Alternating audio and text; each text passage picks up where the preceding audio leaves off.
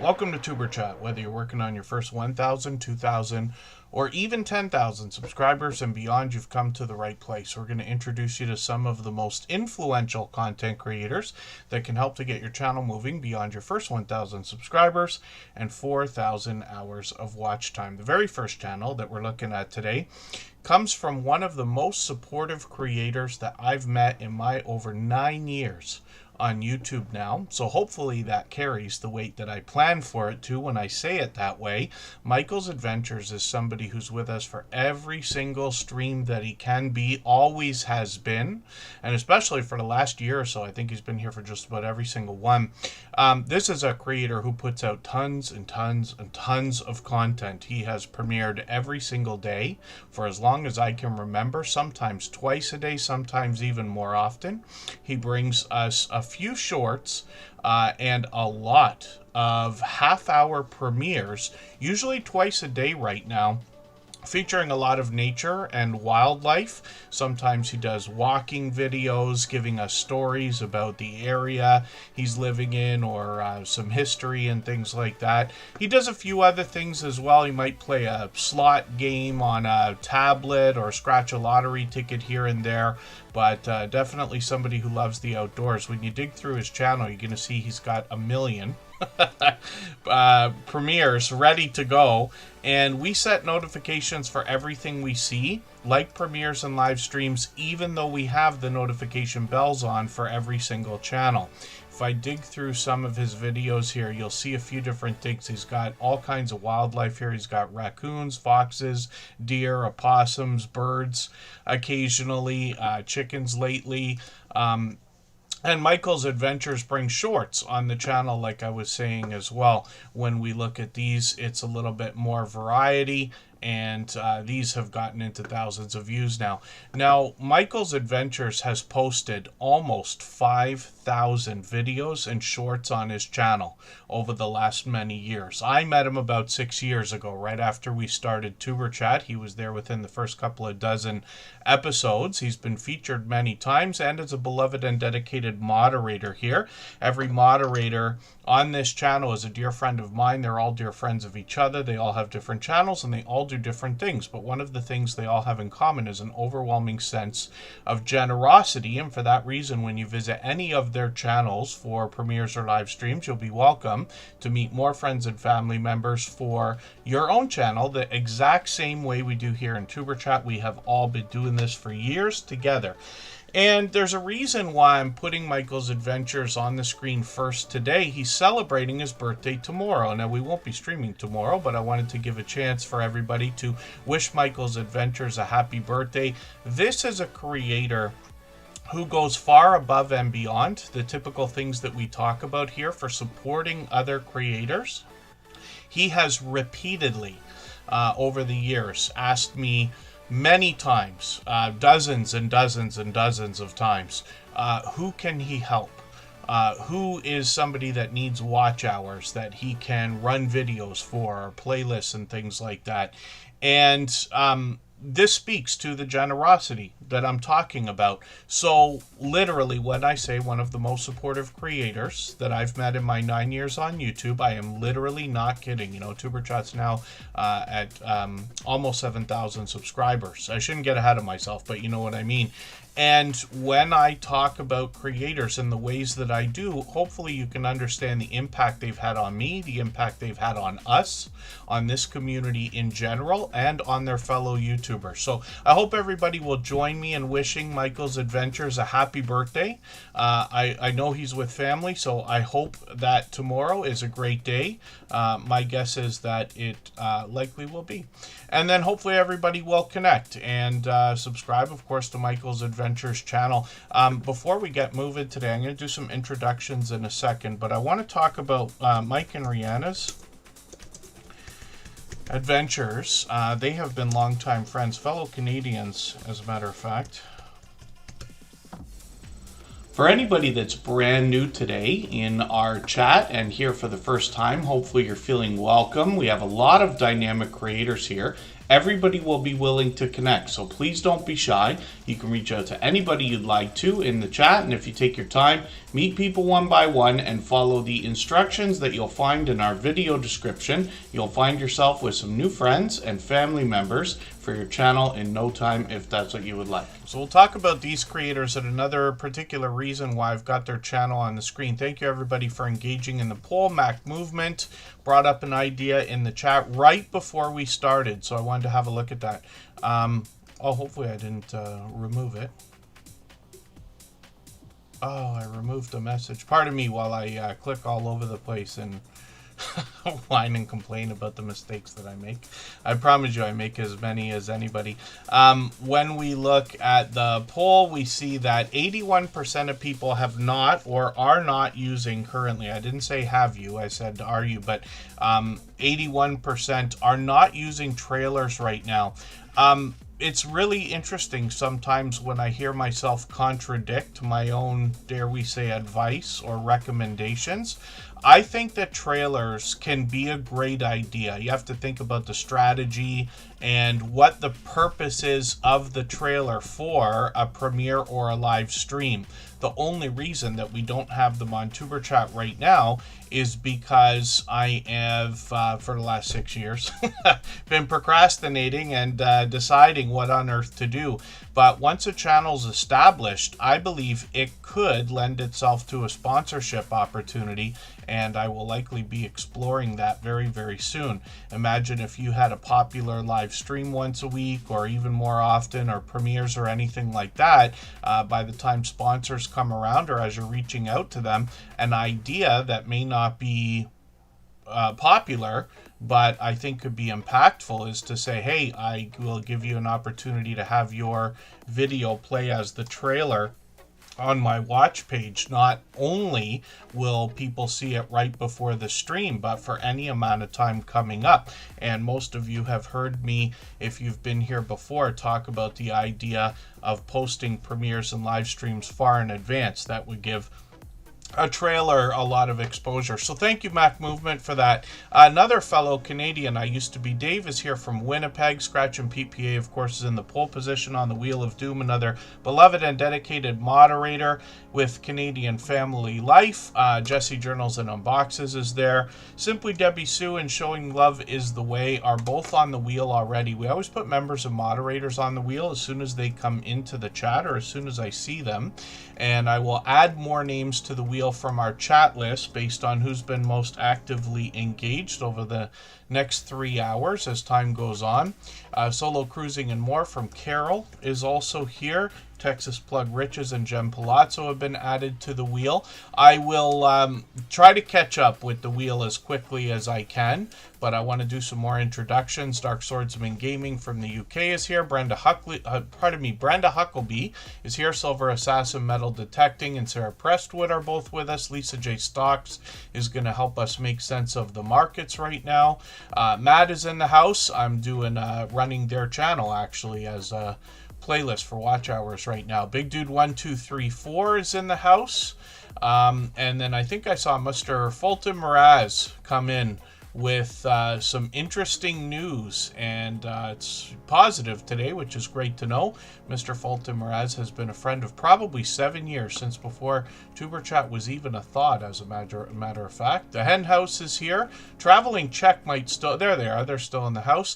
Thank you for coming in. And then Traveling Czech, I believe, has been with us before. I just wanted to say I appreciate you giving that gold membership, as a matter of fact. We'll see their channel in amongst the slides that run during our breaks and at the beginning and end of the stream.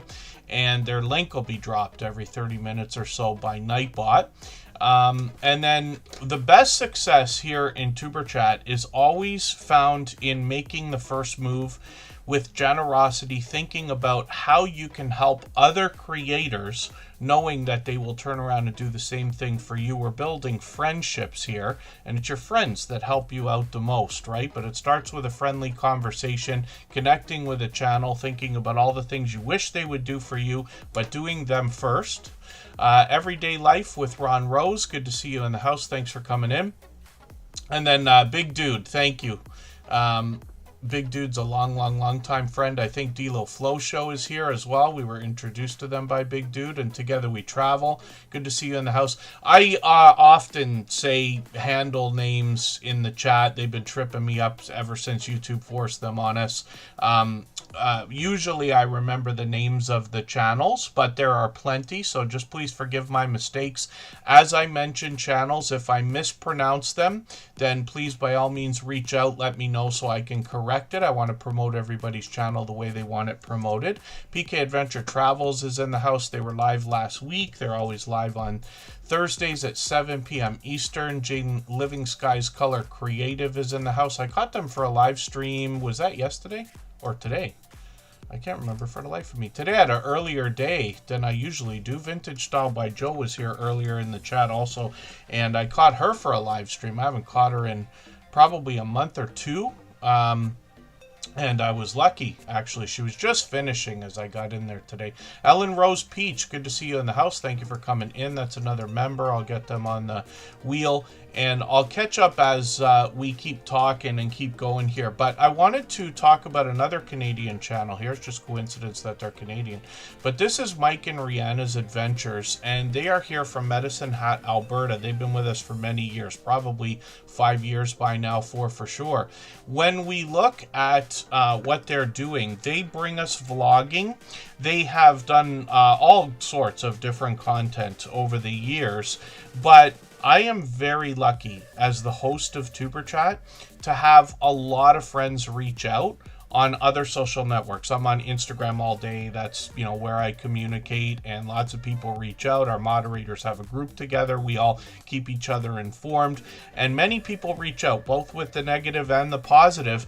And Mike and Rihanna's Adventures gave me some really detailed information over the last couple of days about things that are really working for them. I can see I'm behind with the channel, so I'm just going to grab one of their latest videos though. I'm going to put this into a special playlist I have called my Catch-Up List, and it's a fun name for a playlist that I use to keep or get caught up with creators. Playlists, of course, can be a great tool for that kind of thing. Dark Swordsman Gaming, thank you for the super chat, by the way. We'll look at their channel next. For that reason, we always put super chatters and membership gifters onto the screen as soon as those things happen. We'll get back to spinning the wheel shortly.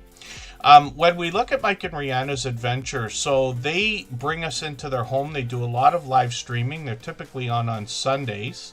And then these creators will also take us on the road. They'll do some travel, even outside of their area. But what they let me know the other day is the fact that they've changed up their content a little bit. They're taking advantage of the YouTube shows feature and the idea that people are watching on televisions and things like that. So we might think about Netflix and this and that, and the way that Netflix works, where you binge watch series of TV shows. I do it all the time. Kristen and I usually watch one episode of something right before falling asleep, let's just say, every day.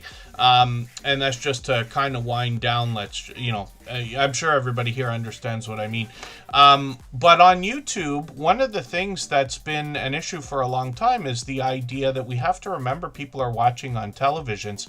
I don't think about it myself personally all the time, because for the last 9 years, I've been watching YouTube on television a little bit. I actually started watching YouTube on the television, if you can believe that, literally over 9 years ago. Before I started, for about a winter season, before I published the first video I ever produced, I had watched a lot of YouTube, and it was because a friend that I was working with was watching YouTube. I really didn't watch a lot of YouTube before then.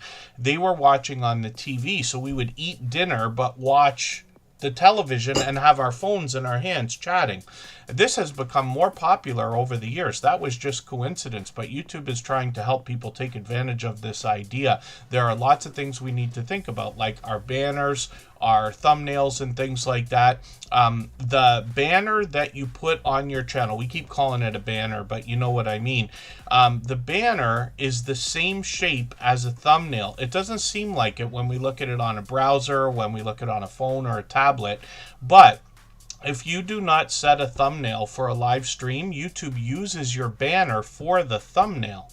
So this is something to be thought about as well. But Mike and Rihanna's Adventures say that they have found success since changing their format of their videos and considering the idea of YouTube shows and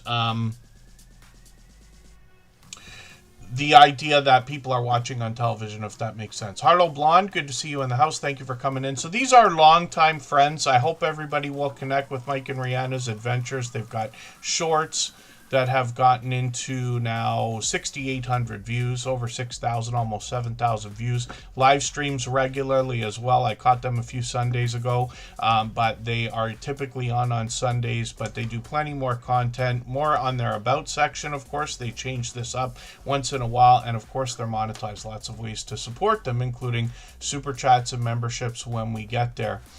And then we might have had a few more channels come into the chat, so forgive me if I missed saying hello to anybody. We got right into channels today a little bit better than usual. Dark Swordsman Gaming dropped a super chat, so we're going to look at their channel right away. We'll get to spinning the wheel in another moment. If you'd like to swap playlists with anybody in the chat, please just simply say, I am willing to swap playlists. Other creators should reach out to you, and if you see somebody say that and you're willing, please reach out to them. Everybody is free to make those arrangements independently and individually, of course. Sarah Presswood's in the house. Tim Mitchell is here. Their third channel, which is the unofficial official off-topic squirrel, is going to go live right after Tuber Chat today. They only do one live stream every month on the last Friday. Actually, that's not true. They do more live streams. Sometimes they do pop-ups, but scheduled, they have one on the last Friday of every month. And then, pardon me while I'm just hoping to fix our unpinned post that I unpinned earlier, and I'm distracting myself and everybody else. We'll continue on what we're doing with Dark Swordsman Gaming in a second. John Lucas, good to see you here. That's John the Reseller. I catch them for live streams at least once a week. Dark Swordsman Gaming is an interesting channel. Now, this creator brings video gameplay, and they play different games. I don't know if I've seen Bloodborne before, unless I've seen it on this channel. You'll notice they use a frame around their thumbnails, and you'll notice as I scroll through more and more videos, they change the colors on these based on the game that they're playing.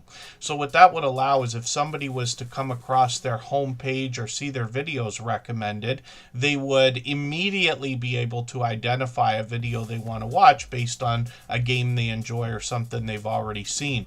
So plenty of popular titles here, and this channel is literally responsible for my introduction to Stardew Valley, which I think is still to this day the biggest independent game of all time, except for maybe Minecraft. I still didn't, or am I right about Minecraft? I still didn't look that up.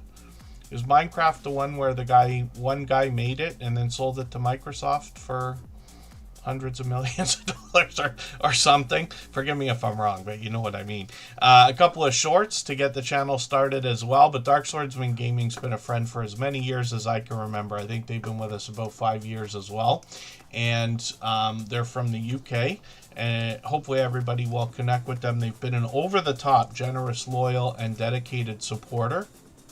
I'd love for everybody to get some of that support coming back to you as well. Sifting Some Soil and More. Good to see you in the house. I caught them for a live stream. I think that was yesterday.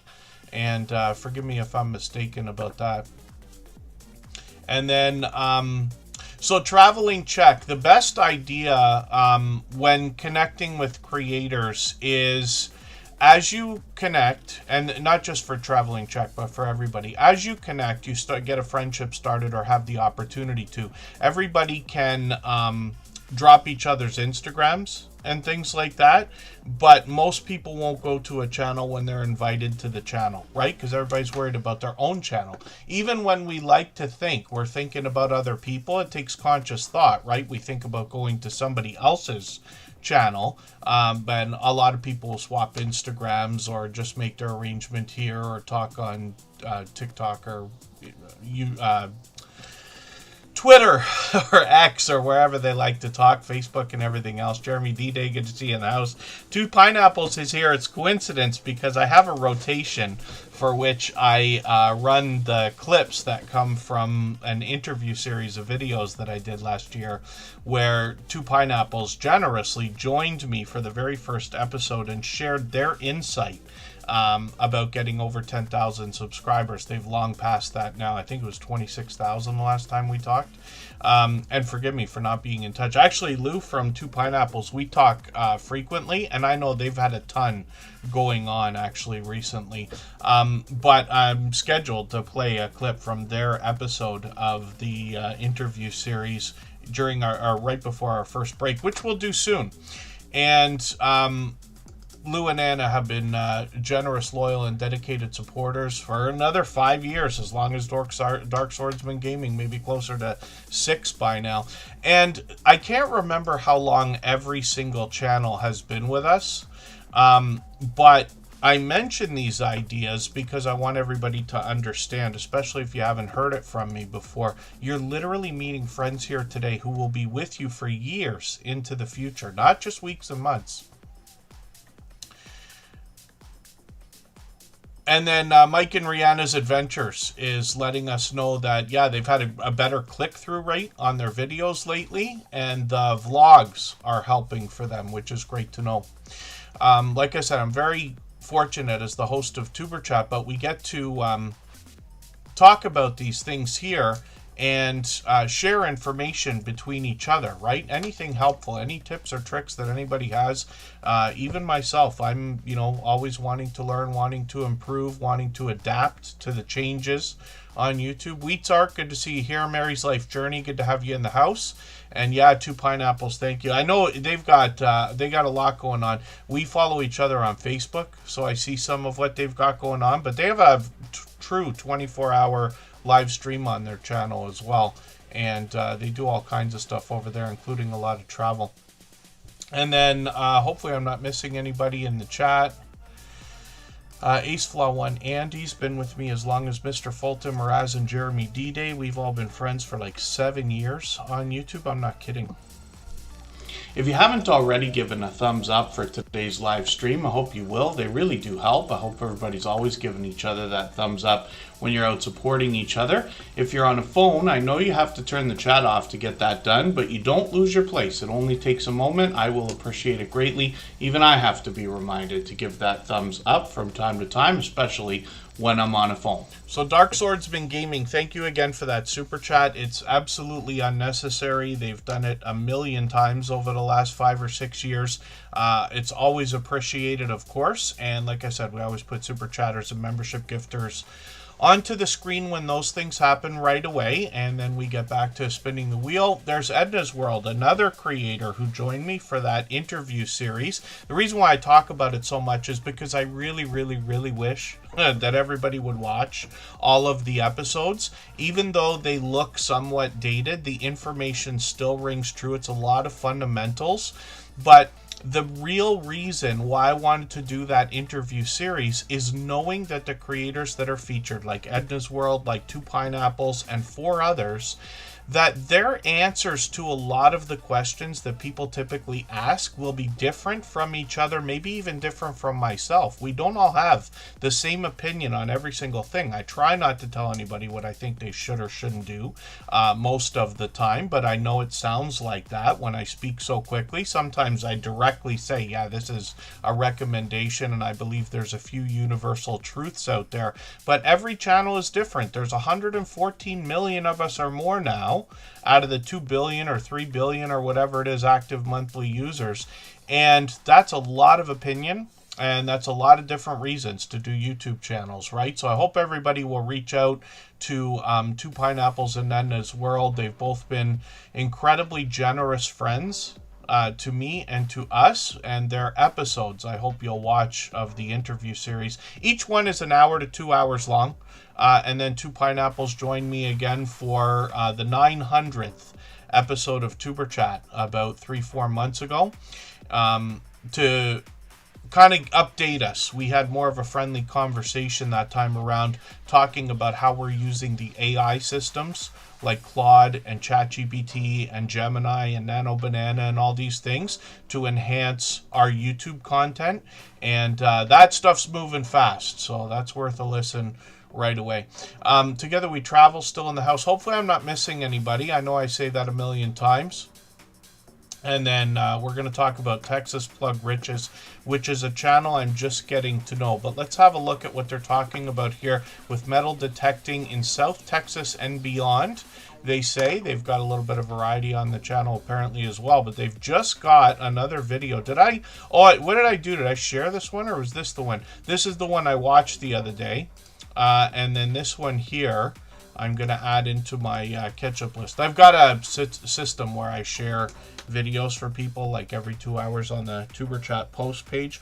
I don't recommend everybody hammer their post page the same way, but I can tell you that sharing for other creators is the #1 thing that I've been thanked for as the host of Superchat for the last beyond 6 years now. So hopefully that kind of speaks to the impact it has. And then thank you, Mr. Fulton Mraz. I'm glad that you're getting along, and Mr. Fulton Mraz always shares interesting information. Like I said, he's been with me for about 7 years on YouTube now. So Texas Plug Riches, metal detecting is something we've heard of quite a bit. I think Silver Assassin metal detecting might still be in the chat. They were here today. We've got a few friends that do this as dedicated channels, and then a few more friends that do it occasionally. It's interesting to see all the different artifacts that come up. I know a lot of people are looking for silver a lot of the time. You might be, I always think of money, right? I'm always thinking of like change, going down the beach, trying to find all the change falling out of people's shoes and stuff where they leave it while they're swimming and all that. But there's so much more. And you see that right away in a couple of the thumbnails here as I roll over the videos. Sometimes you can find things, I'm sure, that are extremely valuable, and we'll leave it to our metal detecting friends to show us when those kinds of things happen. But they're working on 1,400 subscribers right now. They've gotten into 10,000 views and beyond on a couple of the short videos here, and then live streams. They've done a couple of these, including last week, one yesterday. Hopefully I'll catch you for another one, but we've got notification bells on for every single channel, and that of course is in the spirit of doing as much as we possibly can for each other. And then let's spin the wheel. If I've missed anything in the chat that anybody's meant for me to see, like a question or a comment, just please mention it again with 3 thumbs up or @mention Tuberchat Connect and Grow. That should help me see it a little bit easier. I'll keep my eyes open and hopefully catch it the next time around. We're crashing right into Handicap Traveler as well. Dan always does his monthly live stream on the last Friday of the month, so he'll either be live now or soon, but once every 3 weeks or so we crash right into it. We don't really have a schedule here for anybody that hasn't seen that yet. We just kind of stream every 3 days, and I try to mix the times up as best I can. A couple of Sundays from now we're going to go early again, but otherwise the streams run at 5 or 6 p.m. Eastern. And then we will move the streams around. And the idea, I don't recommend it for every channel, but it's a strategy that works here so that we can meet different creators from around the world in different time zones, let's say. And then Mr. Fulton Mraz getting close to 900 on another channel. He's got a couple actually. And then Jem Palazzo's on the wheel, yes. And then the Hen House is saying, Simply Debbie Sue released a series in her stories, the Hen House Whisper series. I've seen at least 2 of them. You wonder where she got the idea. Yes, actually, I didn't catch that, but yeah, I'm assuming the 2 of you have great impact on each other. I'd love to know if there's a deeper story there. Sometimes I make assumptions and then I'm wrong, and you know what happens when you assume. There's a famous saying for that I won't say out loud, but I have been lucky enough to catch Simply Debbie Sue for many videos, many videos, but the Hen House series is something I've caught at least 2 of. And then what we will do, Oh, Traveling Check's going on vacation and bringing us live streams from a few different areas. I'm fully jealous. London, Paris, and the Czech Republic. That'll be great to see. That's a channel I've still got to get to know, but I did. I'm not sure if I subscribed yet or not. We'll know when I pull the channel up, but it's on the wheel right now. But they joined as a gold member, like right out of the gate. So we'll see their link dropped once in a while by Nightbot as well. Solo Cruising and More is up here. This is another channel I'm still getting to know, but many of us are familiar with the idea of solo cruising or solo traveling, let's just say. I think it's become more and more popular over the years. And I've got friends who have done this. I never have myself not traveling if I wasn't working, let's just say. But to just do a solo traveling adventure, I have not done, but I've got friends who did it. And a lot of times what it comes down to is they're the only one who can go where they want to go at the time they want to go. Sometimes it comes down to finance, but that's not always the thing. But I wonder over the years why it has increased in popularity so much. There was a time there wasn't much travel going on as well at all. About 5 years ago or 6 years ago or whatever it was, you know what I mean. But now we're lucky because right after that disaster scenario, there was an influx of travel and cruising channels that started to come out and continue. That community seems to continue to grow. We're lucky to have probably dozens now of cruising or travel channels in the Superchat family. And I'm always happy to see any cruising content. I've been lucky enough to have been on a ship once in my life. I hope to one day make it again. But we live vicariously through our friends who are taking us on these traveling adventures, whether it's cruising or traditional travel, let's just say. This creator is going to bring us some tips and tricks too. So talking about what they're packing, it'd be nice to pack for anything like that, not forget things. Some of our friends can help us with that. It looks like they're taking us to a lot of different places, and they talk about the friendships that they make, which I imagine is a big aspect of solo cruising as well, or solo traveling. Shorts on this channel, 4,200, 6,000 views. I just want to make sure I get another video into my catch-up list here. I think I'll just take your second latest video. I'll just hear what you had to say, because this is a more personal sounding video by the title there. And then live streams. They've got a live stream coming up tonight, as a matter of fact. Oh, tonight or tomorrow? Tomorrow morning. We can look forward to that. They're going to be in Thailand, which is great to know. And then they seem to do streams every few days, which is great also. Lots of content here. They're officially on the road to 1,000 subscribers. They're at 962 right now. We always say you're officially on a road when you get to a 100 milestone. So they're officially on the road to 1,000. And then, oh, that's great. Tori in Oregon published a video about getting to their 4,000 hours of watch time, and their community showed up for them, which is great to know. I've got something to show everybody at some point, which was introduced to me from Jeremy and Rob from Cruising is Fun Anytime and Cruising on the High Seas and Travel. And I'll show you what this is right now. Watch together, right? So this is an interesting platform, and I still have to experiment with it a little bit. They invited me into a watch party yesterday. Basically what this website is going to do, Watch Together it's called. It's going to allow us, I don't know if there's much I can show anybody right now. This is invalid from yesterday, I think, yeah. Basically what this does, I wish I could show you, but it allows you to put a playlist of videos into, basically put a bunch of videos into a playlist in the background. I think we all know what a watch party is, right? Many people can watch the same thing at the same time. We could do this on a lot of different platforms. But this is outside of YouTube, so you don't have to worry about copyright or any of that stuff. Everybody can have, like, you know, their cameras on, mics on, like a Zoom meeting, watch party kind of thing. But you're actually playing YouTube videos. The whole idea is that all the watch hours are accumulated, right? So if you got 10 people watching at the same time, all those watch hours are coming in, right? And it knows you're logged in on YouTube as well because you're using a browser.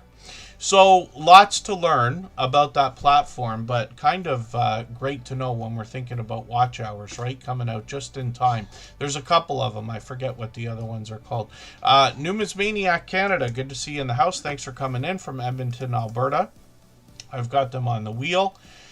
And yeah, when I haven't played with it enough to be able to experiment very much without being clunky and taking forever here. Otherwise, I'll show everybody as soon as I've got information. I'll try to get on it by like the next stream, and maybe I can show everybody what that is. And actually, who is it? Casio, I think, is doing really well right now with those watches. People are going back to kind of the primitive ideas when it comes to some of their timepieces, if we want to call it that. If you have the ability to share this stream, whether it's on a community tab, Facebook, Twitter, Instagram, Reddit, or on any other social network, I'll appreciate it greatly. It helps get a few more people into Tuber Chat right now and could see this stream pushed out a little bit farther both today and in the coming days and maybe even weeks ahead as a replay because of the engagement signals sent into the YouTube algorithm when you share. And hopefully everybody will join me in wishing Michael's Adventures a happy birthday. His birthday is tomorrow, as a matter of fact. So he's been a long-time dear friend. He's here with us for just about every stream. And I wouldn't be able to describe in any reasonable amount of time how much Michael's Adventures has done for us and for me and for his fellow YouTubers. So I hope everybody will connect with him.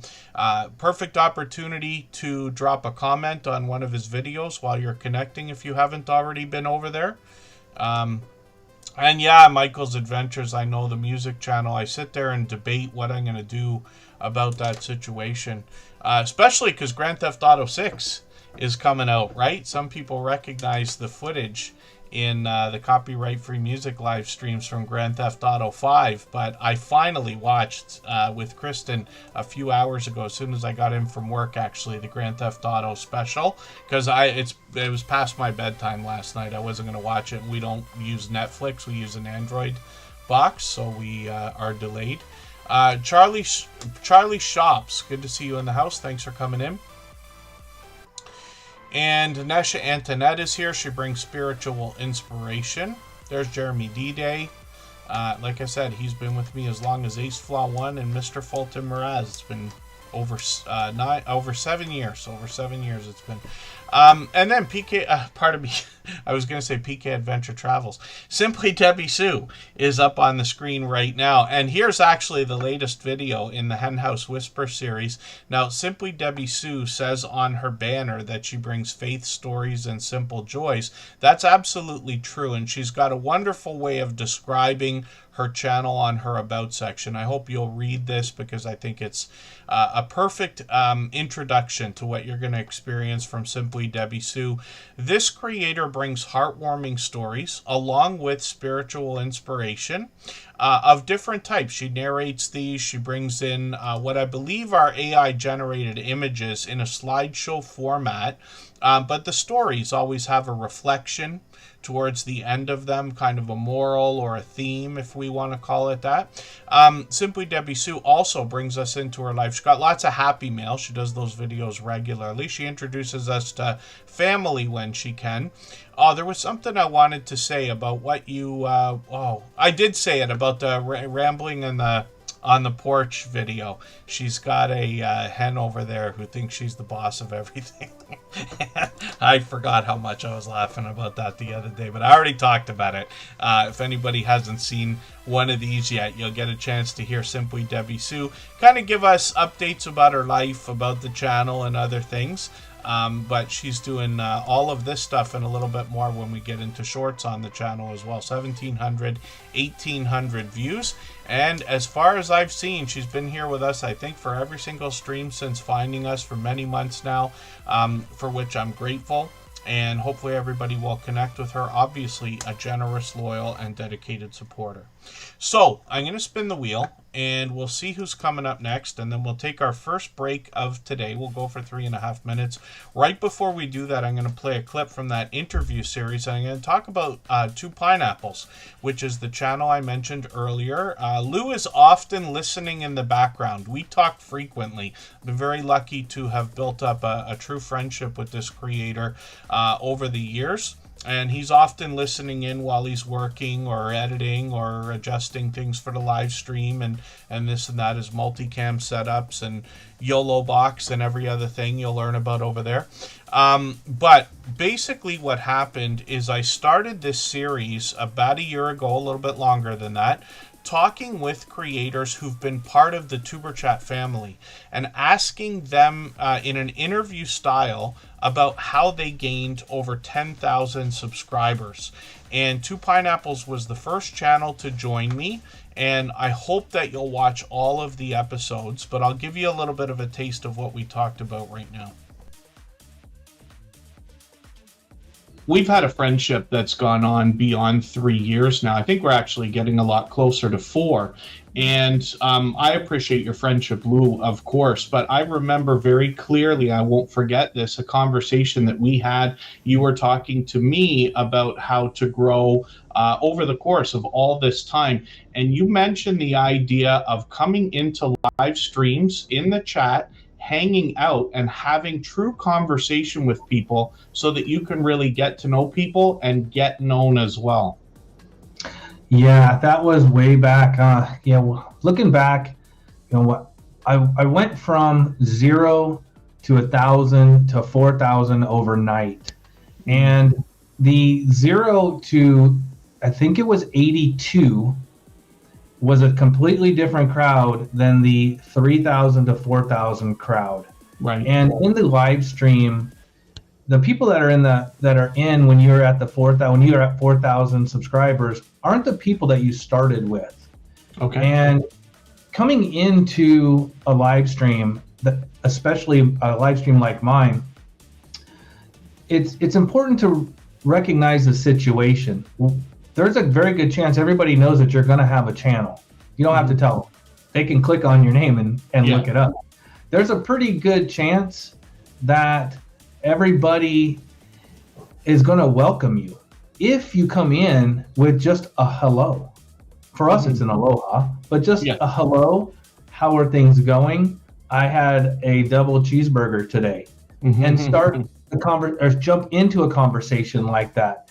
Instead of just coming in and self-promoting or telling people another channel that you came from, or instinctively trying to drop a link because you're desperate to grow your channel. You'll grow if there's 3 people in that live stream and you sit with them for 30 minutes and just talk about what you did the last weekend, there's a good chance you're going to get into the conversation that you have a channel, or they're already looking at your channel and will bring it up, and you'll get a subscriber without even trying. Less is more in a live stream. Blasting and marketing yourself in another person's live stream get you nowhere. And my live stream is loaded with moderators and tools. I have a team. I have a Monday meeting. Every Monday, a meeting with all my moderators. I have 11 of them. They all do different things. One is engaged in community safety and preparation. One is involved in making sure my content and links get out. Another one is in safety and security. Another one is just a meet and greeter. Everybody has a role to play. So coming into a live stream like mine, and I'm not the only one, coming into a live stream like mine and just blasting where you're from, as where you came from as another channel, or self-promoting, it won't last. So be friendly. I mean, it's a good spot to just say, hey, I went to the river last week and went fishing. It's a great spot to be able to do that. You'll make more friends that way faster. So I'll show you the channel right now, and then we'll take that break. But Two Pineapples is out on the road right now. You see the image of the camper they've got going on there. It gives you a little bit of a hint. I'm just going to make sure I get this latest video into my catch-up list. I must have missed that one. And these creators... Oh, I'm on my wrong account. Pardon me.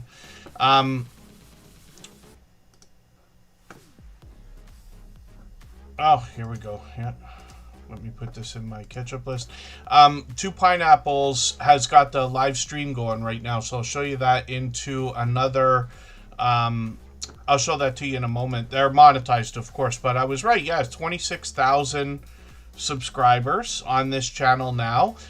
You notice at the beginning of that clip, I mentioned to Lou, like, we've got a friendship that's somewhere around 3 or 4 years, but we're well beyond that now. We're getting into 4 or 5, maybe even closer to 6 years pretty soon. So hopefully everybody will connect with Two Pineapples. Lou and Anna are the creators here. And they take us traveling. They live in Hawaii, so they bring us a lot of information about one of the volcanoes that's very close. They're very active, but they take us traveling. They're very worldly. Sometimes they get together for impromptu live streams. They literally have a bunch of equipment now that they've accumulated over the years. They head out really close to that volcano. They head out on the road. As far as I remember the last time Lou and I spoke, they're using a YOLO box. If anybody hasn't seen this yet, YOLO Live, I think, is the website, right? And this is a device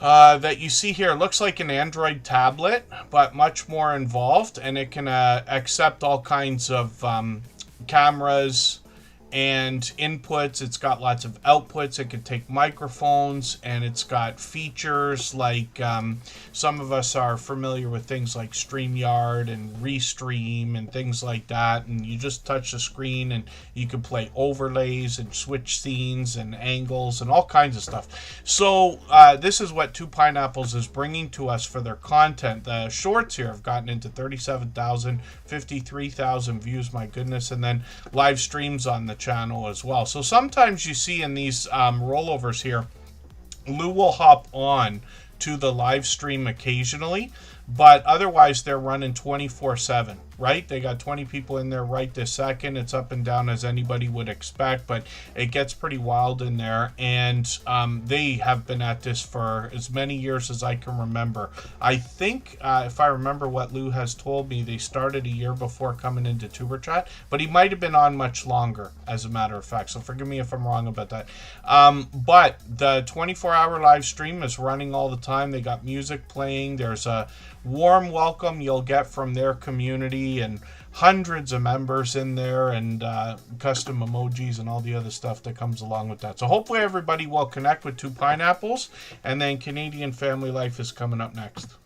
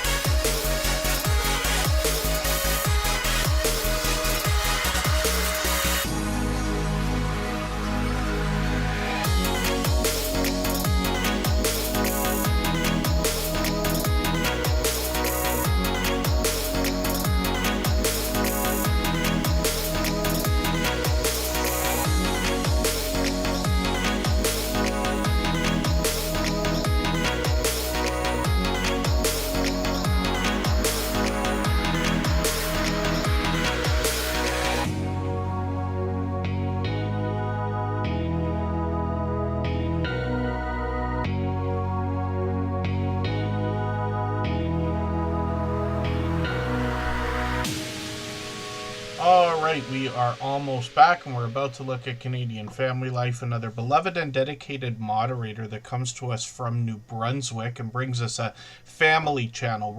Before I talk about Tiffany's content here, I just want to mention, when we talk about playlists, we automatically think about monetization. At least I do. I'm sure most of us do. 99% of us in this community are thinking about monetization on some level. But running playlists can be a benefit to monetize channels also, not just in getting there, but even after you're there. When you think about this, when somebody runs an entire playlist of your videos, they're running every single video from beginning to end. And that could be great for retention and averages on the whole channel, right? So it's something to think about. That's why all of our moderators continue to do it, as well as they likely want to help everybody. I continue to run playlists for people because I know how important it is as well. And, I'm lucky enough to have a computer with 2 screens. So I typically have 3 live streams and a playlist running at all times lately. And then what we're looking at right now is Canadian Family Life. So Tiffany brings us a family channel. Like I said, the whole family gets involved in this channel. And when we look at what she's bringing, there's a lot of food bank grocery hauls. I don't know why my red line is not all the way across there, but I will make sure that video is back in my catch-up list. They've got some members-only content, which is great because YouTube's really pushing that kind of thing right now. Canadian Family Life does a lot of cooking, a lot of baking. They describe their grocery hauls and what everybody is going to enjoy, or Tiffany might tell us what she's going to make. A lot of times she'll duplicate some of the things or replicate some of the things that she finds in restaurants, like McDonald's chicken nuggets she's done, or for those of you familiar with Tim Hortons, which is a Canadian franchise, Tiffany's done the sausage farmer's wrap. I had one of those today. Don't tell Kristen, because I try to eat before I leave the house, and I try not to spend money every day, but today was the day. And then Canadian Family Life will do product reviews, sponsored videos. There's a lot of crafting and creating challenges between family members here. Tiffany has one of the fastest growing channels we've seen in the Superchat family over the last more than 6 years now. She got to her first 3,000 in just over 1 year, and that was 3 years ago, if you think about that, which is great to know. So Canadian Family Life is monetized, lots of ways to support them, including super chats and memberships when we get there. Tiffany's husband Chris has his own channel, Chris's Creation Fun. You'll find that when you get here. Otherwise, Bella and Alex are featured in a lot of the videos and live streams as well. They've gotten into 3,200, 5,600 views on some of the shorts. They got another one here that's really flying, and then they've got live streams usually every month or two. We missed our chance to raid them a couple of weeks ago, but hopefully the next time Canadian Family Life live streams, we'll be able to coordinate and set up a raid over there, because she has been an over-the-top generous, loyal, and dedicated supporter all these years, for which I'm grateful. So hopefully everybody will connect with Canadian Family Life, and we'll spin the wheel. I think Aaron the Carnivore guy has come in now. If you have the ability to share this stream, whether it's on a community tab, Facebook, Twitter, Instagram, Reddit, or on any other social network, I'll appreciate it greatly. It helps get a few more people into Superchat right now and could see this stream pushed out a little bit farther both today and in the coming days, and maybe even weeks ahead as a replay, because of the engagement signals sent into the YouTube algorithm when you share. Tubas Maniac's always making me laugh. Aaron the Carnivore guy. I'm going to get you onto the wheel now. AceFlow1 is Andy. He brings travel content. He is one of the creators I've been talking about several times today, saying he's been with me for like 7 years. Him and Jeremy D-Day and Mr. Fulton Miraz and a few other creators were the ones who helped get this whole thing started so many years ago, if you can imagine. And Aaron the Carnivore guy is here. And I used to be Dave. Yeah, thank you for joining us for the first time. Hopefully you are making friends already and enjoying your time. And Just Jason Keto, yeah, that's unfortunate. I had a sinus infection last week. I'm still 99%, let's just say, but I wondered about that.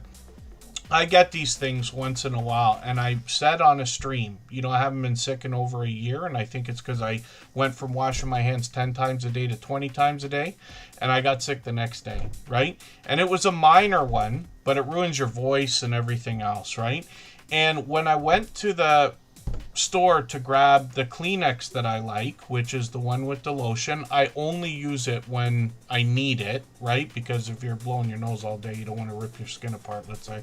But I'm sure everybody here knows what I'm talking about, and it's much more expensive, so I buy it only on a limited basis. But the shelves were empty, only of that kind. And I said, oh, maybe I'm not the only one who's got something going on. And I don't remember everybody getting sick in August. September, yes, we have to be careful. The kids are going to go back to school. People are going to get back to their fall routines. And somewhere 2 weeks after school starts is when everybody starts to seem to get hit with everything. So we got to think about that now.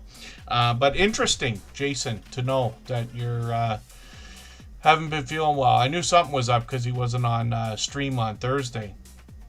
Yesterday, he streams every Thursday at 7:30 Eastern. He's another beloved and dedicated moderator. I've met up with him a few times, so a dear friend also.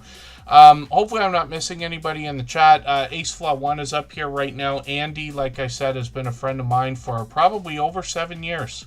And when we look at his channel, he's now working on 6,800 subscribers, which is great to know. And I see you've got a few new videos. Why am I so behind with your videos? Andy, have I not had your channel on the screen? Is that what the thing is? I'm not sure.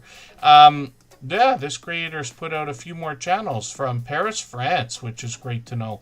But he's brought us footage from all over, as you can see. Lots of popular artifacts or historical monuments and things like that in his thumbnails.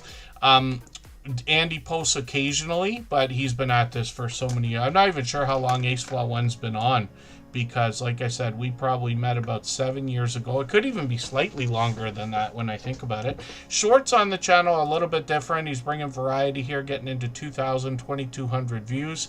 And Andy has been a generous, loyal, and dedicated supporter for all of this time. With us for almost every stream, too. He's here with us frequently, very frequently, at least once a week, if not more often than that. And then, yeah, I'm unsure what I might have said there, Numismaniac. And then Sherry Yurton, my Quilting World, is a longtime friend as well. I got you on the wheel right now. Hopefully I'm not missing anybody in the chat. I did add back movement, and I'll continue to add names as time goes on. It's always based on who's been most actively engaged in conversation over the course of the stream. I use Streamlabs to help me out with that. They've got a statistics feature in the back, and they have actually upgraded that over the years. There's a lot more features. I actually don't use it to its full potential, but it does help me keep track of things. For anybody that's brand new today in our chat and here for the first time, hopefully you're feeling welcome. We have a lot of dynamic creators here.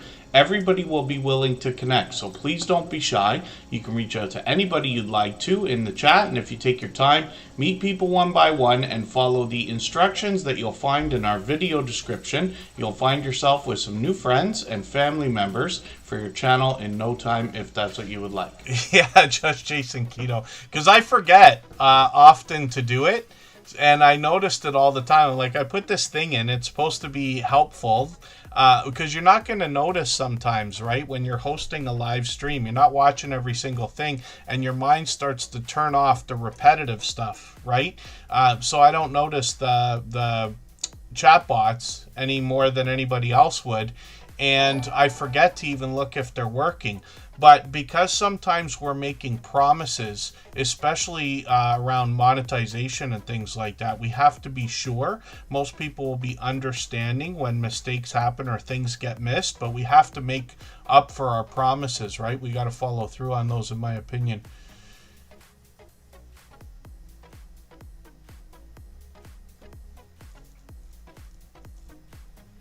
And then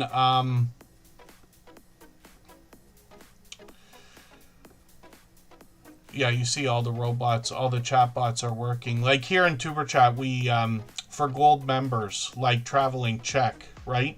We drop a link by Nightbot every 30 minutes or so. But because I say that, God forbid the Nightbot takes the day off or disengages itself or whatever we want to call it. Sometimes these chatbots, we use 4 of them here, they shut themselves off, right? And that could be a big headache if you're relying on them for things. So you got to log in right before you stream, make sure that they're working, and things like that. Millionaire Thinking, good to see you back in the house. Thanks for coming in. Karen Carhart Unfiltered is here. They're a member. I'm going to get them in the wheel. And then Foraging Urban Farming is here. Hopefully I haven't missed anybody in the chat. And so, Aaron the Carnivorish Guy, can you dual stream with Streamlabs? I haven't tried it, to be honest with you. So, forgive me for not being certain. I don't want to tell you you probably can when I'm not sure.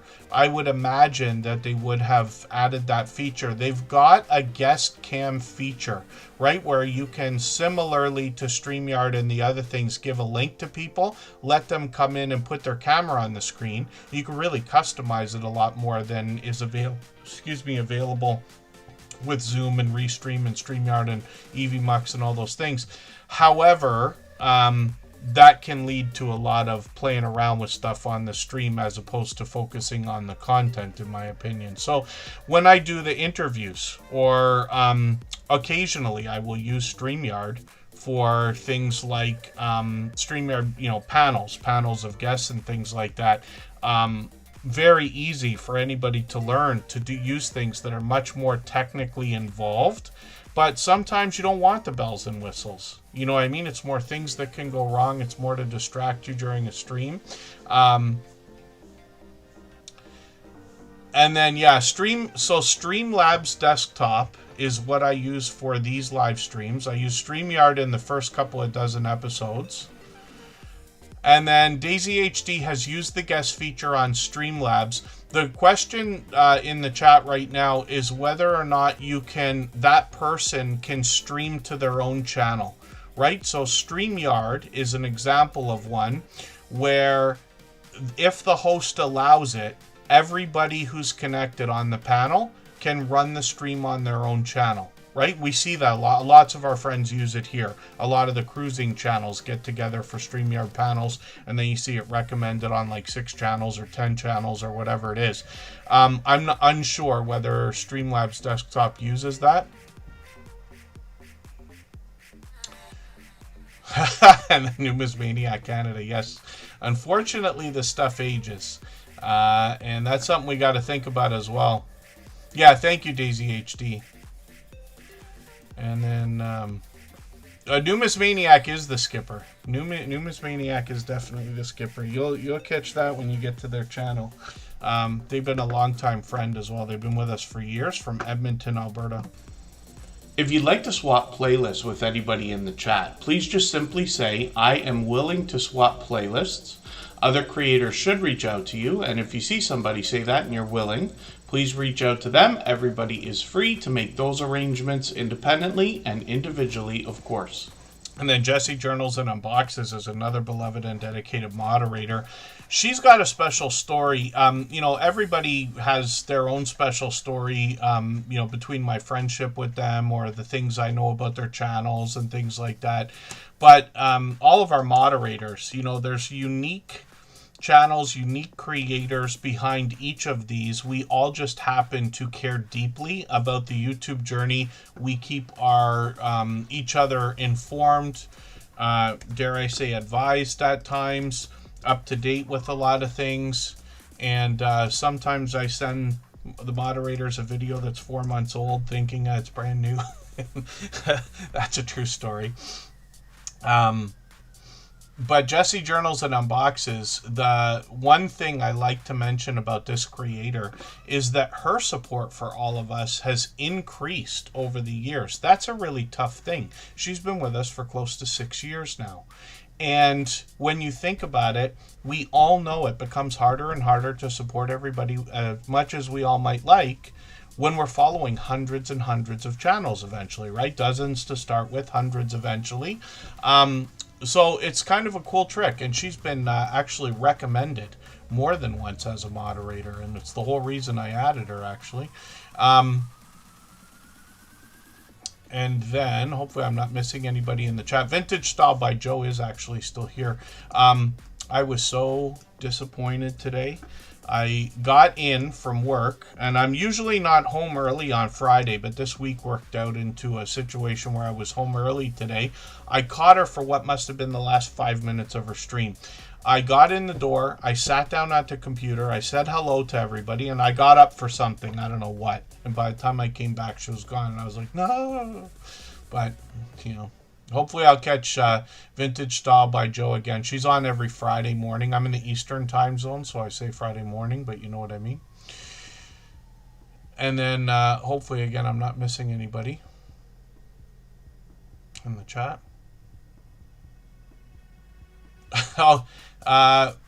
Thank you, Numismaniac Canada.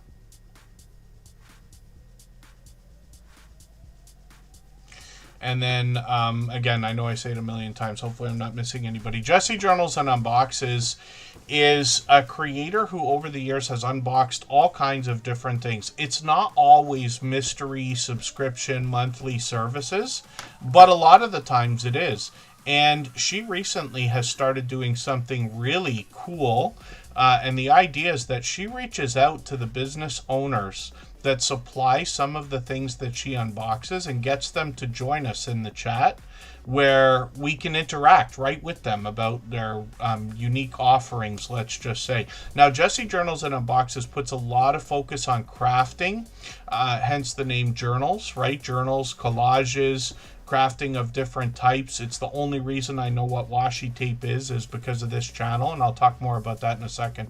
But Jesse Journals and Unboxes has opened things like jewelry, snacks, stationery, books, postcards, along with journaling and crafting supplies, and much more. And lots of happy mail. She has lots of great impact on lots of creators as well. And then she shows us the things that she makes and intends to make with a lot of the crafting supplies she receives.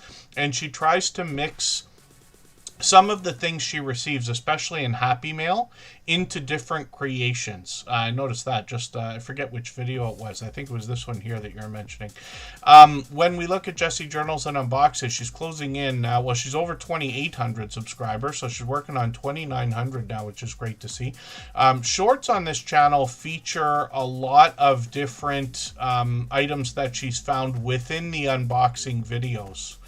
And this is washi tape here, right? Like I said, the only reason I know what that is because of Jesse's channel. But the snacks, the stationery, the jewelry, the bath and beauty products, among more things are here. And getting into now 2,300 and 2,700 views. And live stream. She's on occasionally. This is a special story also. If you notice, her last live stream was 2 years ago. And Jesse Journals and Unboxes did a live stream again last month.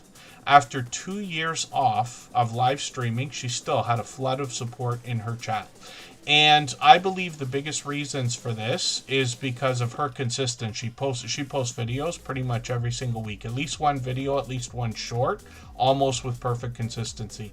And her support for other creators. I run into Jesse Journals and Unboxes probably every day, or almost every day, in other people's premieres and live streams. I try to be on as much as I can too. It's usually at least a couple of hours a day, but on my work days, I work full time, so on my work days I can only be on for a couple of hours outside of the days of Tuber Chat, let's say, and then on the weekend sometimes a bit more. But you get what I mean when I say that this creator, for instance, has a fast rolling chat every time she's on, and very engaged.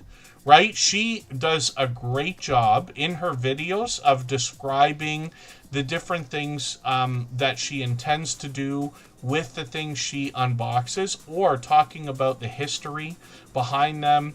And you can feel her, you can see her passion come through in the videos and the way that she narrates everything, let's just say.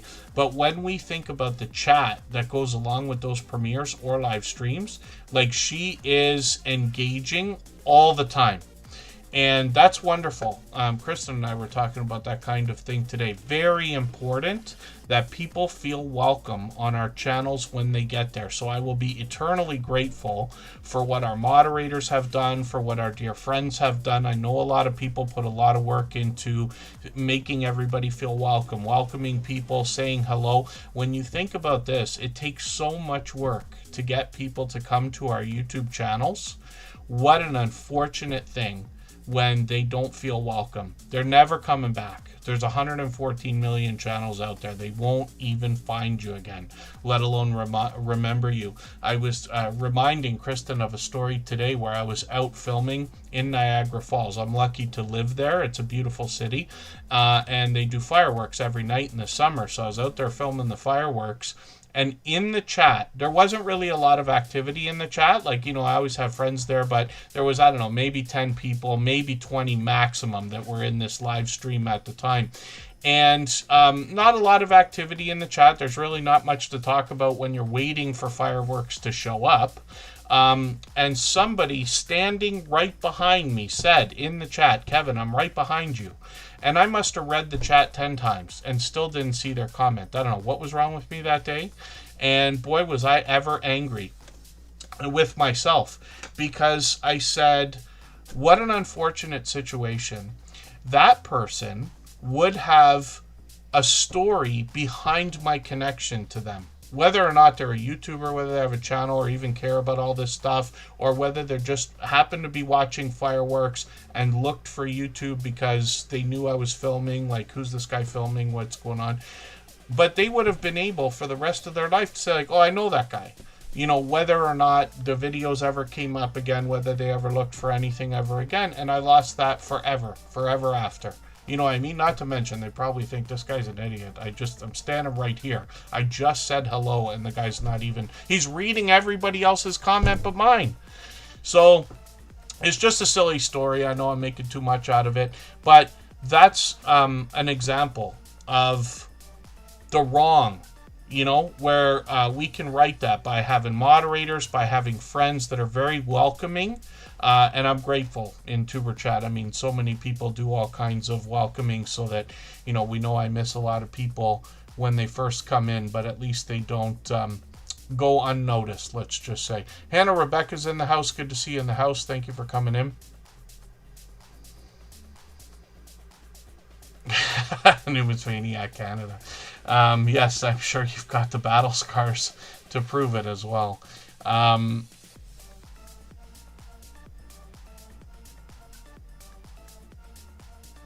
Oh, and then, so Aaron the Carnivorous guy, yes, absolutely. I haven't been out as much as I thought that I would. I'm due for a live stream, overdue. I do live streams once in a while, not because they bring in, like, any heavy activity or, it's great for the channel or anything like that.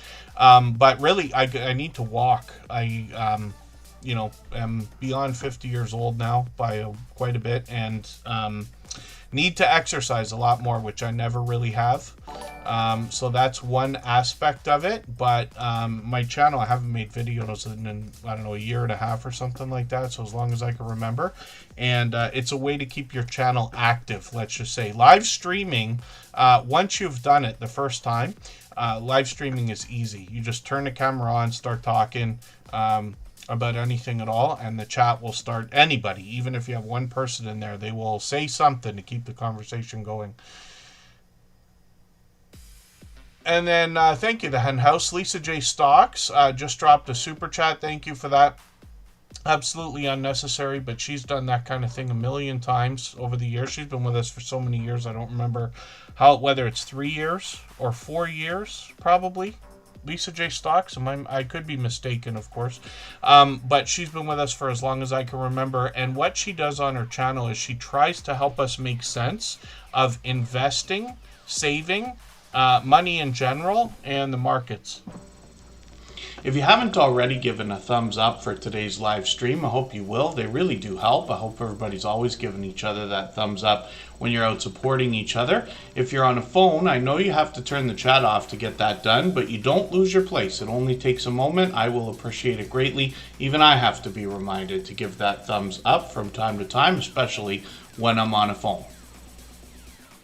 And then Lisa J. Stocks might have been paying attention to what the Fed was talking about earlier today. They've talked about the idea of saying a lot less in the future, and that was part of Kevin's speech.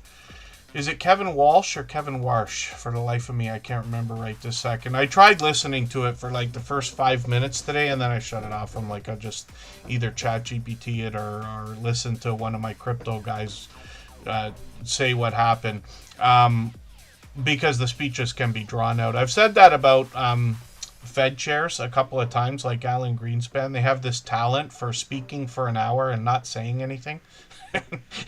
It's not that I don't understand. I'm sure I don't, but at the same time, you're listening for clues for like anything concrete, and it takes them an hour. It's very much like myself. For those of you who are like, Kevin, get on with it. Let's spin the wheel. Yeah, it takes me an hour to talk about how I talk too much. Keto Simple, good to see you in the house. Thanks for coming in. I was glad to catch you on Sunday again, finally. Lisa J. Stocks, though, she live streams also. This creator is going to talk about not just the technical aspects of the stock market and investing and ETFs and funds and dividends and things like that. She helps break down in simple terms the ideas of dollar cost averaging, what dividends are, how these can work. She talks about her own portfolio, her own investment moves. I'm sure anybody can ask her about saving and investing. She does a lot of Q&A in her live streams. So it's basically pure Q&A. Anybody can say anything at all. She's always got things to talk about, but I've been in there many times. And sometimes she has guests on there as well, both in videos and live streams. I've taken the latest video and put it into my catch-up list right now. She's monetized, lots of ways to support her, including super chats and memberships when we get there. Shorts over here have done 7,700, 8,600, 12,000 on one of these, and then live streams. And this is what I'm talking about. There she is with Marlene again. And Lisa J. Stocks is very forthcoming, like I said, about her own portfolio and then her own investments, let's just say. So hopefully everybody will connect with Lisa J. Stocks. And one of the things I've always whined and complained about is the idea that there's not enough financial education in the world. I think we can all agree with that. You know, I went through the public school system in Canada, but I don't think it's very much different from our American friends and lots of other places in the world as well. And you just don't learn about it. You know, we learned how to write our name and address on a check, and that's about it. Matter of fact, I took an accounting class. I thought I was going to be an accountant. That's what I really thought. Because I thought being an accountant is how you run a business. So that's what I wanted from, like, I don't know, when I was 10, 11, 12 years old, whenever I learned what an accountant was. So I took my first accounting class in 11th grade, and I quit after 2 weeks. I said, this is nonsense. You guys are talking about debits and credits, and it has nothing to do with running a business. It's one part of it. And not that I shouldn't have followed through. Probably in my later life, I will say, hey, you know, I'll look back on what could have been. But thank goodness we have friends like Lisa J. Stocks that will help us make sense of finances in the way that we actually have to deal with them every day. You know, we think about our YouTube income, think about getting monetized, think about how we can maximize the value of that monetization and maybe even make more of it, let's just say. So hopefully everybody will connect with Lisa J. Stocks. She's been a generous, loyal, and dedicated supporter, like I said, for as long as I can remember. She dropped a super chat, so we looked at her channel right away because we do that for super chatters and membership gifters. Absolutely unnecessary, but very much appreciated, of course. And New Times, New Beginnings is here. After Service Adventures Canada is in the house, as well as Ian Zed, yeah.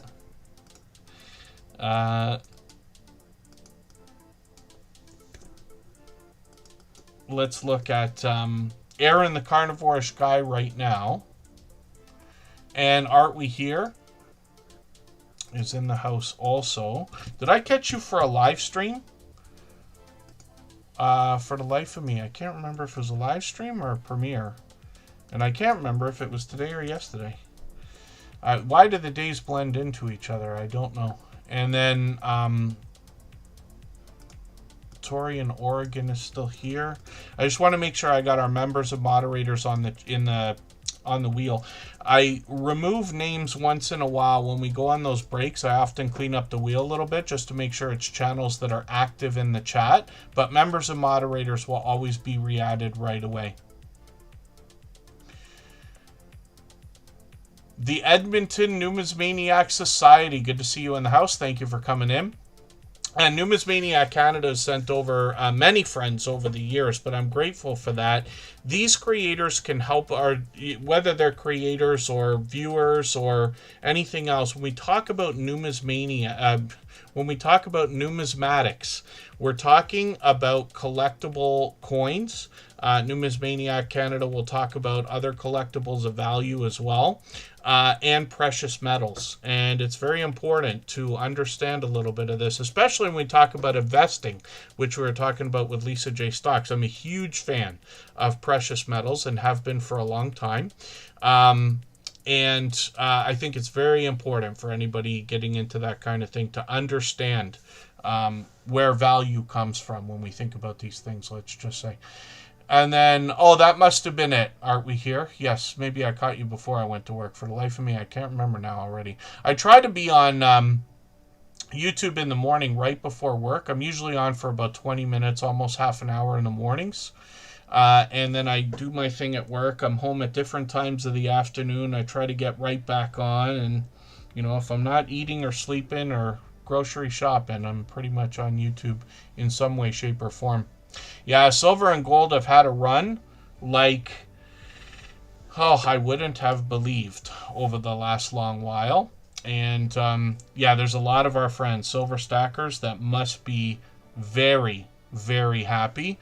Of course, anybody that bought, years ago and has just been holding is at some point just going to wake up and say, wait a second, how did this double, or more?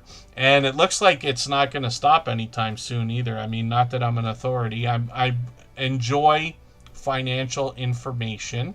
I take it with a grain of salt because I understand the manipulation that could be going on with the influencers I choose to follow. I follow a lot of crypto stuff and this and that. It's really just for enjoyment. But that comes a lot along with all other investments. They talk about the stock market all the time, precious metals and everything. And then, Vintage Style by Joe. It is actually a lot of YouTube, but I'm just lucky because I've got a computer with 2 screens.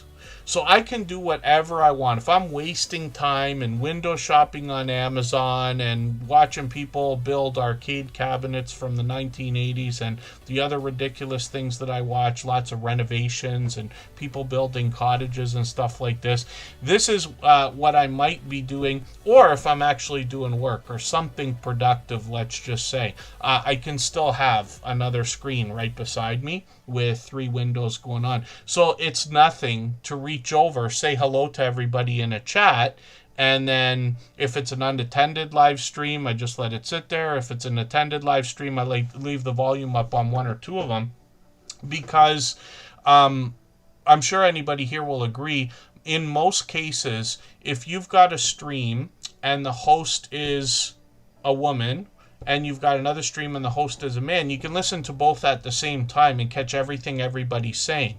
If 2 people have similar voices, then it starts to become a little bit tougher. But you know what I mean, so I've got it on all the time. And then,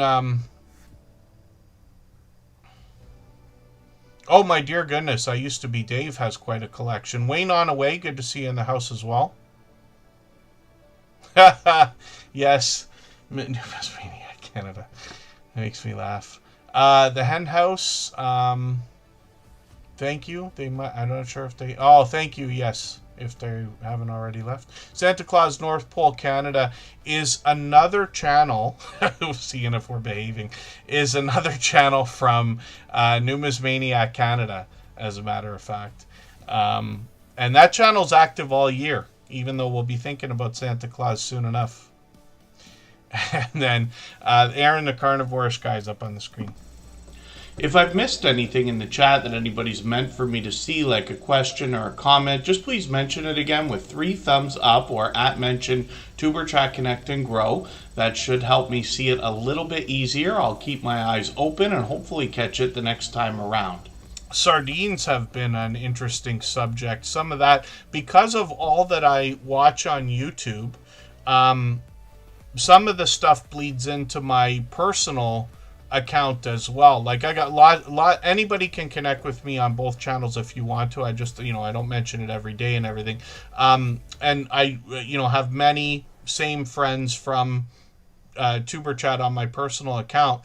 But even outside of that, sometimes in between the crypto or the music or the other things that I watch, at other times or keep up to date on, sardines are coming up often, and a lot of other things. Anything I say out loud, you know how we all joke with each other, even though it's true, that the phones are listening all the time, even when they're off, even when they're not doing anything. You could talk about anything at all. You could talk about Tiger Tail ice cream from Baskin Robbins, and because I say that out loud, everybody here is going to get some kind of advertisement for ice cream within the next 24 hours, let's just say. And I think this is what happens. So, I talk about creators here and the things that they do, and then it starts showing up on my personal chat, which doesn't matter to me. It doesn't matter what comes up, right? You watch whatever you're going to watch. But it's kind of funny to see how these things bleed into each other. And then, Aaron the Carnivore Guy. Why? Well, I don't know if he's joking. Why is ketchup, Canadian ketchup, different than the United States? I'm unsure. After the Leamington thing so many years ago, we had one of our major grocery chains take ketchup off the shelves that is made, or at least they have a factory or a plant here. I think it's in Ontario. Leamington is closer to London, I think, right? Over where the Dr. Etker plant is as well, for Jason and our other friends who might know the area better. But the grocery chain took the ketchup off the shelves and everybody went ballistic, and the grocery chain reversed their decision. But there was this whole big thing, including a hashtag for a town called Leamington. And forever after now, when I buy ketchup, when I think about it, then it's French's. French's is the company. French's mustard, I don't like any other kind of mustard. I want French's all the time because I'm fancy like that. And ketchup now, same thing. Just because of that will be probably forever after. Wayne on away, thank you for the super chat, by the way. Absolutely unnecessary, very much appreciated. I will put their channel up next because of that. We always put super chatters and membership gifters up right away, and then we'll get back to spinning the wheel. And then the playlist website is called Watch Together, W2G, I think it's .tv. Watch Together. So here it is right here. I've got to learn about it before I can say much useful. I was on it yesterday with a couple of our friends here. Rob from Cruising on the High Season Travel and Jeremy from Cruising is Fun Anytime. They invited me over to have a look at it because they were using it for the first time, I believe, as well. And it's just a way to do a watch party of YouTube videos where then everybody can still talk and have a good time, but you're not actually streaming it, so you don't have to worry about copyright and everything else, and everybody gets watch hours for all the time everybody's watching. So I'm considering ideas, like maybe the ketchup list that I joke about that I put videos in, like the sardine video I'm going to make sure is in there right now. What we could do is I could organize my ketchup list and then do a stream. Let's say on my I wouldn't want to do a stream. Forgive me. See, I'm already confusing myself over this. You can't do a stream. The idea is then I could invite everybody with a link or something to a watch party. We're still logged into our YouTube accounts because you're doing it on a browser. We're still running YouTube videos, but now not only am I, supporting the creators with videos in the playlist myself, but I can get friends to do the same thing, and it's another opportunity for people here to meet friends. So we'll see. I'll consider this. I really haven't had any time to think about it because they invited me last night. I worked this morning, and we're doing Tuber Chat now. But when I get the weekend to go over it a little bit. Maybe I'll come up with a good idea. Not every idea I have is brilliant, by the way. Don't want to disappoint anybody. Most of my ideas work most of the time. That's the hope, anyway. But I come up with just as many bad ideas as anybody. Emily's Creations is here. Shanster Travels is a longtime friend as well. Shanster Travels is one of the first channels to come in. I mentioned earlier, travel and cruising content disappeared for a few years, right? And when it came back, Shanster Travels came right around that time. She's been with us for about 3 years now, maybe even longer. Faithful GLP1 Journey is here in the house. That's Christy and Grant. Thank you for the super chat. They've done that many times before. Absolutely unnecessary, but very much appreciated. And I will put your channel up right after Wayne on away. The One Man in Japan. Good to see you in the house. Thank you for coming in. And phenomenal Royalty King. Good to see you here also. Thank you for coming in. I'm not sure how many friends came over from that post from Numismaniac Canada. I never know if somebody's joking, right? Because I miss the context for so many things in the chat. But I have a feeling they might have actually put a post out, and it might have actually had a few friends come over. So I appreciate that from anybody. And then hopefully I'm not missing anybody. Wheat's Art is here, if I didn't say hello already. And then the carnivore-ish guy, Aaron, is here. So this creator is going to talk to us. You know, I always associate carnivore and keto together. We've got friends like Dustin was here from Keto Simple earlier. Just Jason Keto's in the house. I haven't heard Jason that I can remember talk much about carnivore. Because he's so keto focused, let's just say. But it just seems maybe because of YouTube and like our friends who are creators and things like that, that often these communities cross paths. Let's just say many people cross paths with both of them. So essentially what we're talking about is healthier choices, healthy eating, healthy living. For the most part, I always associate this kind of thing with weight loss, and I think about diets. But the truth is, we can think about healthier lifestyle. I believe just about anybody can eat a little bit healthier or live a little bit healthier in some way, shape, or form, right? Myself as a perfect example. But the Carnivore Guy's over 1,000 views now. And this creator is going to bring us, looks like product reviews here, but I believe cooking videos also, right? I'm still getting to know Aaron's channel. A lot of chance to get to know this creator, but there's a cooking video right there. There we go. Yeah, lasagna with zero pasta. There you go. And then when we talk about the Carnivore-ish Guy, they've got shorts on the channel. These have gotten into 2,200, 2,400 views. And then live streams on the channel as well. So when did I thought I'd catch you, 3 days ago. Yeah, that was probably the one. This creator's been on just about daily. They did one just a few hours ago. Guests on the channel, or they're talking about friends here, which is great to know. And Aaron the Carnivore Guy, I think, has been here for just about every stream since finding us. Now, I don't expect that from anybody. I don't expect, any amount of time from anybody. I appreciate every moment everybody can spend.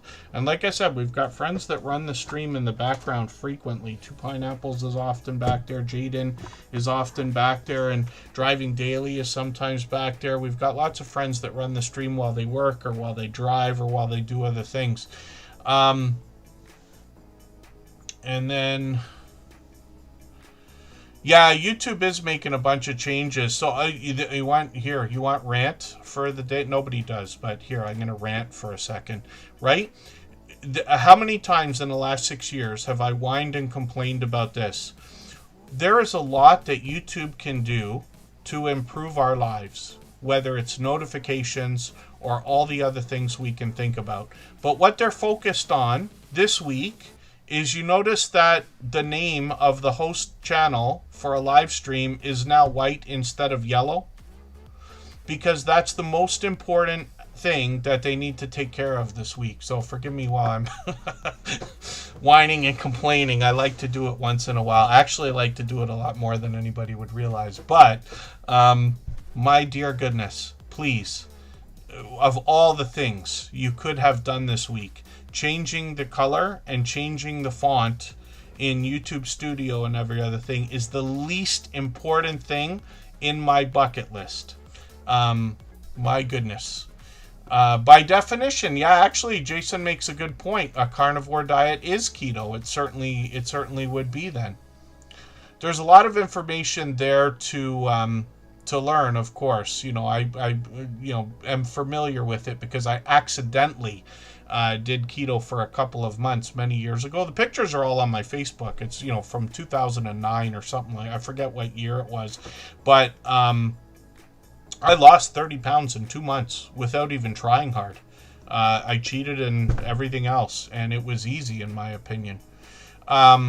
But only now with YouTube, Just Jason Keto, and other channels like it, have I learned more about what keto is, let's just say, and realized, oh, that's what we were doing. Because I was just doing what a friend was doing.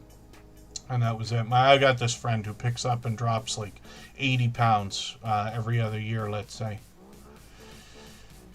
And then, hopefully, I'm not missing anybody in the chat. I know I say it a million times.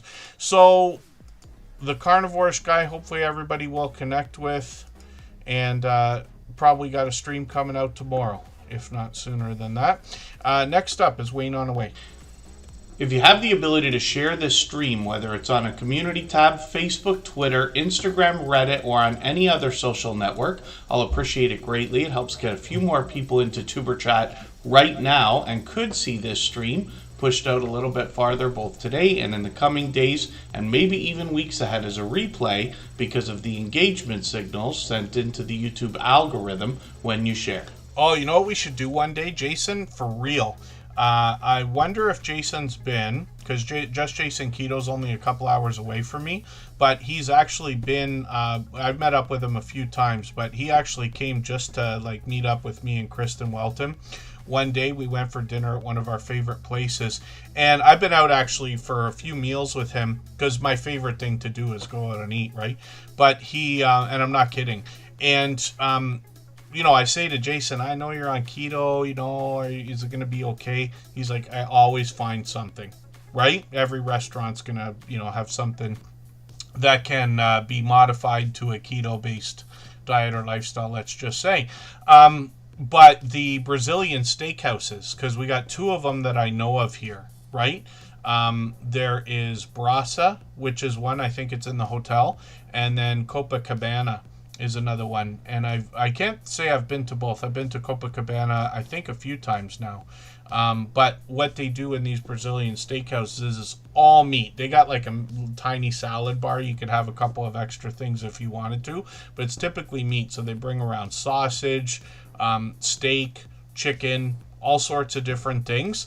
And they have roasted pineapple is something a lot of people think about. I happen to love it as much as anybody else does. But other than that, one could just go and have a 100% meat-based meal that day. But that might be an idea. Pardon me. Not the least expensive meal in the world. In the world, yeah. I went for dinner once. I was the best man for the third time in a wedding. And we went out, and it was just a few of us going out for dinner to kind of celebrate before the wedding, let's just say. And we went to the one steakhouse. It was $100 a person, and that must have been 10 years ago, if not 15. My dear, all my stories are 10 years ago or 15 or 20 years ago. But my dear goodness. Yes, put a dent in their profits for the day, says Just Jason Keto. One of these days. The Wayne on Away Woodworks is up on the screen right now. This is another channel I'm still getting to know. Right after we met Van Lott several months ago, we started to have a few of his friends come in, and now we've got quite a few woodworking channels, which is interesting to see. I was very lucky in my we call it in Canada middle school years, but 6th, 7th, and 8th grade. We had a wood shop in my middle school. We had an auto shop in my high school, which was great. I fixed my own car. We had woodworking, we had art, we had cooking with full kitchen and everything like that, and sewing and things like that. Home economics was the series that we called it, but there was woodworking as well. So we used a lathe. I made a few things. I was not good at following through, so I didn't finish 2 out of the 3 things that I made. But I'm familiar with some of the equipment that they're using here. Many of our woodworking friends have lathes and things that they're working on. Like, I wouldn't have imagined that pens and pencils could be done. Butler Family Farm was my first introduction to that. He actually sent me a set, which I've shown on the camera. I don't have it right beside me here.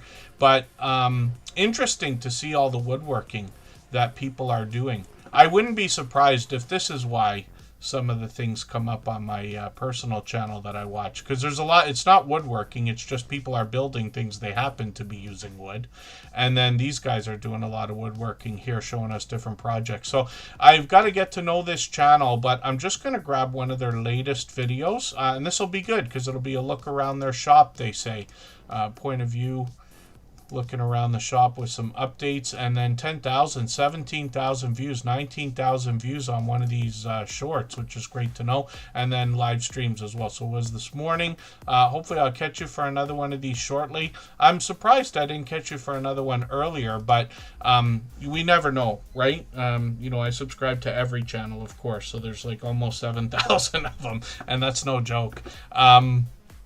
But we have notification bells on for every single channel. Just for the sake of saying, anybody can reach out anytime. I'm on Instagram all the time, Facebook most of the time, Twitter some of the time as well. If you have something special that you want me to see personally, then just let me know. If you find a moment to, I know you can't message every single person you want to come into every premiere and live stream, but I try not to ever miss anybody's monetization celebration. If you have a milestone celebration or a birthday or something special, I will always try to be there, even if I have to kind of sneak in on another phone from work or something. Oh, and then Aaron the Carnivorous Guy went to Cabana Brazilian Steakhouse in Toronto. I haven't been to the Toronto ones. I've only been to, for sure, the one in Niagara Falls. I can't remember if I went to Brasa or not. And then, hopefully I'm not missing anybody in the chat. Oh, did they switch to middle school? The one man in Japan? You know, some people obviously go to school from kindergarten right through 8th grade. I don't know how many areas still have schools where you do, like, the whole thing, like Little House on the Prairie, where you do your whole school right up to 12th grade or whatever we want to call it. In Canada, though, I went to one school for up to 5th grade, one school up to 8th grade, and high school up to the 12th grade. In Canada, we really say grade 8 or grade 12.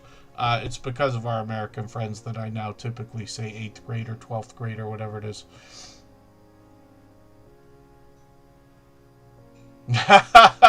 Yeah, no doubt. Just chasing keto.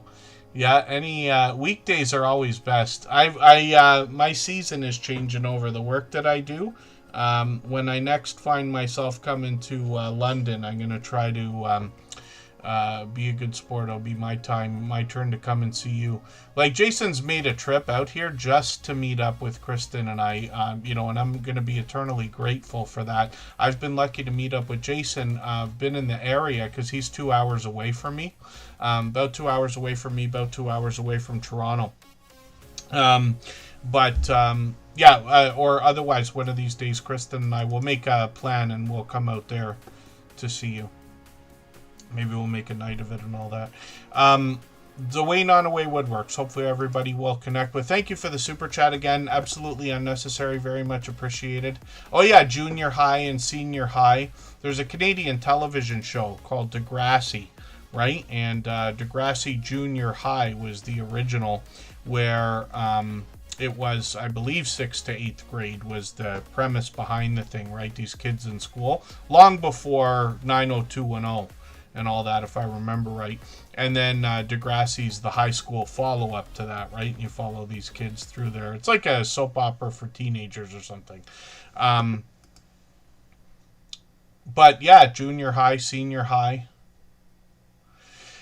I'm making it sound like it was just yesterday, but it was longer ago for me than I think, I'm sure. Faithful GLP-1 Journey is coming up next. Okay, I'm going to try to speed things up. We're not doing badly today. We've gotten to more channels than we usually do in this amount of time.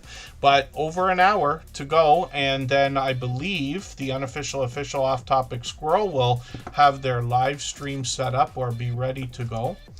and we will go right into that. Michael's Adventures will drop his premiere right after Tuber Chat as well. He moved his time today to accommodate us. His birthday's tomorrow.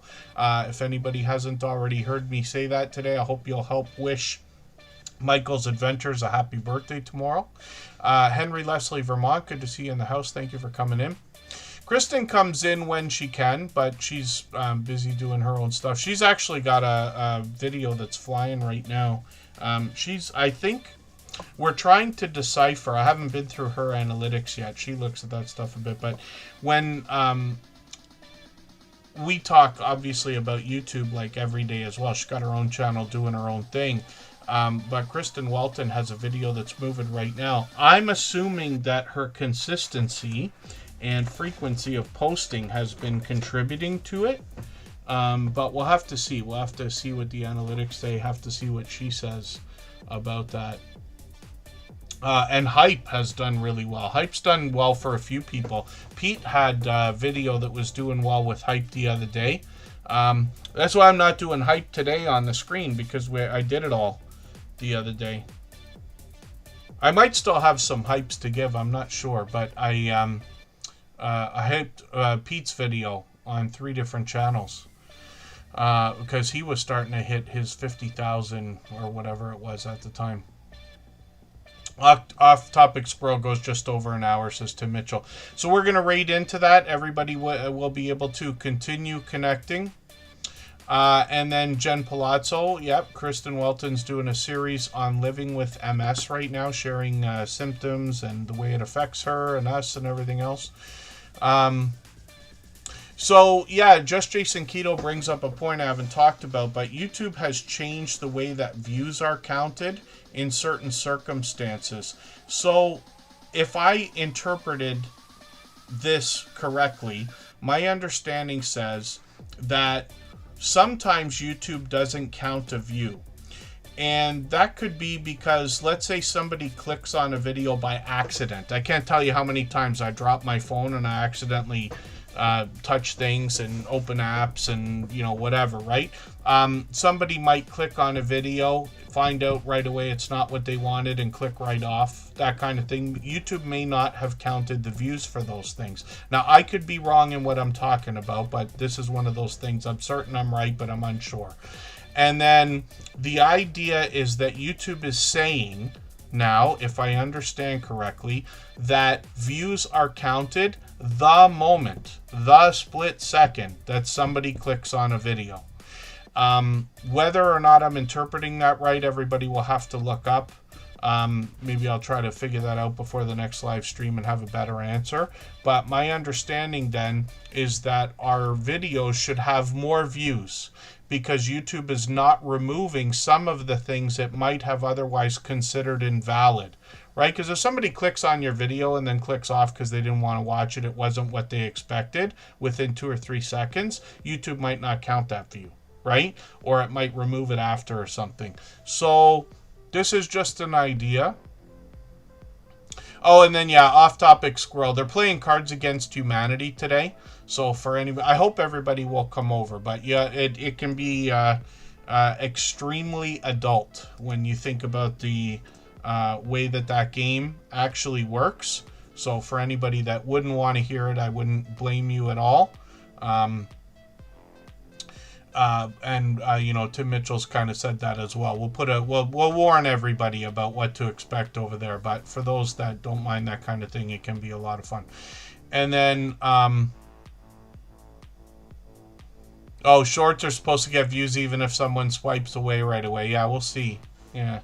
Matt and Mouse, Jason and I, I imagine us both like rolling our eyes at the same time with some of the things we hear from YouTube. Okay, forgive me. Let's take a break. We'll go for 3.5 minutes. We're going to come right back. Thank you again, Wayne on away, for the super chat. I really do appreciate that. Forgive me for anything I've missed in the chat. We'll be back in, I would say 3.5 minutes. I'm going to play another clip, give my voice a rest. We're doing well for time for today. When I say clip, I mean from our interview series. These are videos on the Tuber Chat channel now. If you haven't seen them yet, I hope you'll watch them. There's only 6 of them. But they're very informative. And then the one man in Japan, I know that hearing the news about the 8,000 watch hours can seem discouraging, but we have 6 months or 5 months or whatever we want to call it, right? We have until the end of January, and we have seen many channels monetized in that amount of time, but you have lots of help here, right? So if you're willing to help other people with their watch hours as much as you possibly can, you should receive that much help back with no problem. And that's the idea. Vintage style by Joe. Yes, no, we don't, do we? Because they're very clear with every answer that they give us about everything, and truthful. So let's go watch this clip for a second. We'll go for 3.5 minutes, and then we're coming back with Faithful GLP1 Journey. Don't forget the people who've got you there. Like, this is why I'm very open with coming on with Superchat, because I remember I only had, I think, about 2,000, 3,000 subscribers at the time. Probably. And I got involved in that group. And there's other groups as well. What you know, if you cast your bread across the waters, it will come back, you know. Mm-hmm. So always, and there's always somebody that I've engaged in on YouTube, totally different hobby, pastime. Okay. But we're linked by the ways.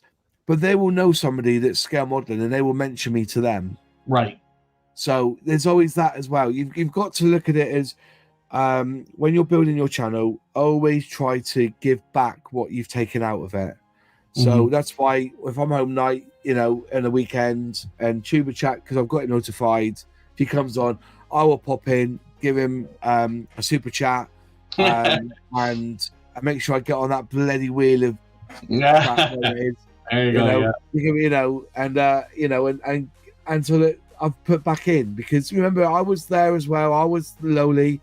If you remember rightly, that one day when I cracked that I think it was 20,000 subscribers, or was it 10,000 subscribers? Because you went up to 5,000, wasn't it? And I said to you, because I'm on 10,000, am I not allowed to be on your channel anymore? That's right. You had to change it, didn't you? I had to change the intro. If somebody was to go back to the first episodes of Tuber Chat, you would hear me say something along the lines of up to 10,000 subscribers. But when Moz6510 models crossed the 10,000, I had to change the intro for the whole channel so that I could say, and beyond 10,000 subscribers. And now we're here. And you've doubled that number. You're still growing now, so it's very slow growth. Because as I said, I've taken a month. I wanted to see what a month would do to my channel. Yeah, and I was getting 300 to 400 views an hour, down to 160 views an hour. Right. If I look now, I'm getting 30 views an hour. So but I've done this on purpose. I wanted a break. Yes. I just wanted to step back. And now it's back in, and I'm going to start doing it all again now. So, yeah, there's nothing wrong with the break when it's needed. What I have found is when we can get to a place of consistency, taking a week off, it seems to take about a month to get the momentum back, but it does come back. Yeah, it does come back. But I needed the break. I really did. You know. And I think YouTube have cottoned on to this as well. You've seen a lot of burnout recently on YouTube. I understand what you mean. Yeah. Yeah, it is a burnout. Yeah, there's definitely that. But you know, we strive to be better, and that's what it can be. Yeah, definitely. Improving over time. Improvement is, and also it's good. It's edifying for yourself. You know, it really does boost you up when you get a video that gets 10,000 views. It really does. Like, you know, it's great. But there's also the work and the time you put into it, so it's rewarding in that respect as well. For sure.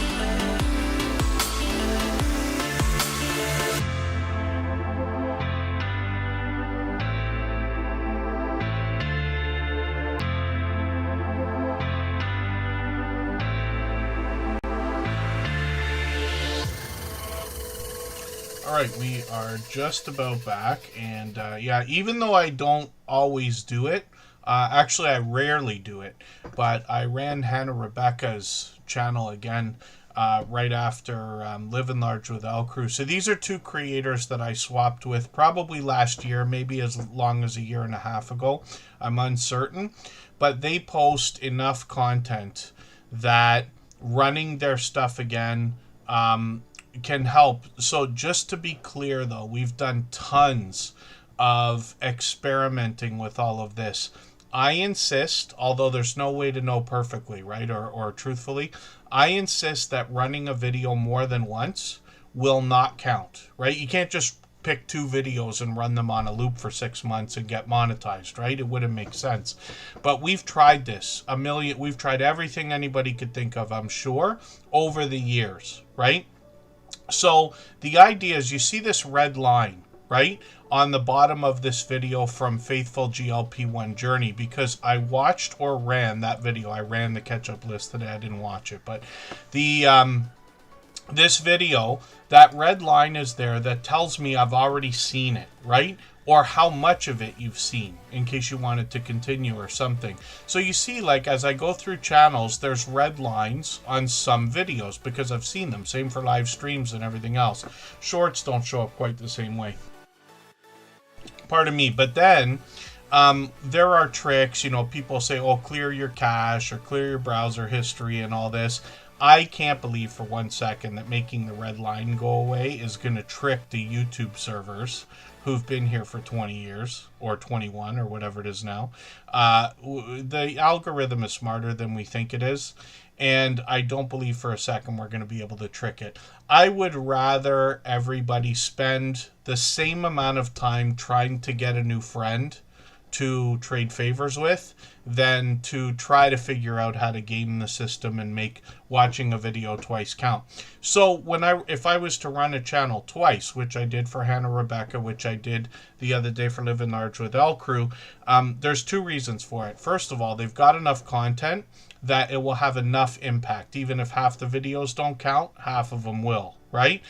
But these creators care deeply about swapping playlists with other creators, and literally have gone over and above getting creators together to swap playlists and stuff like that. So it's just an idea, but that's a part of what helps. The other thing too is when you're running playlists and things like that, it doesn't matter anytime you're on YouTube at all, the analytics don't settle for watch hours for at least 3 days in almost every case, right? 72 hours is what we've been saying for many years that it takes to figure out where your watch hours are.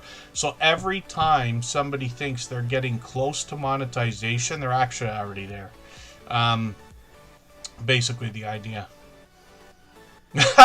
Yes, just chasing keto. They can't fix the notifications, but you can be sure that they have the watch time count. They won't give anything extra. And I promise you, over the years, I'm sure I've been asked every kind of question there is about how to figure out pardon me, what I mean to say is, I'm sure over the years I've been asked all kinds of questions about how to game the system. Can we run videos faster or slower? Do they get more watch time if we're watching twice or 3 times, stuff like that? But I don't believe any of that will help, right? YouTube knows IP addresses. It goes beyond that.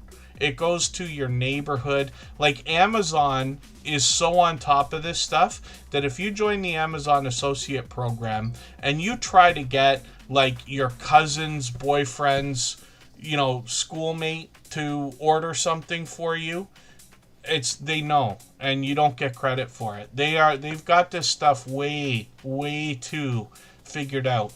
I've been lucky enough, I've been on computers from the beginning, and social media literally from the beginning. We're talking beyond 30 years now, and I'm not kidding. And, I certainly don't want to make it sound like I think I know everything. I certainly don't. But when it comes to how sophisticated the systems are, I promise you, it's more than any of us imagine. I would believe that. I would bet on it. I basically bet on it every day.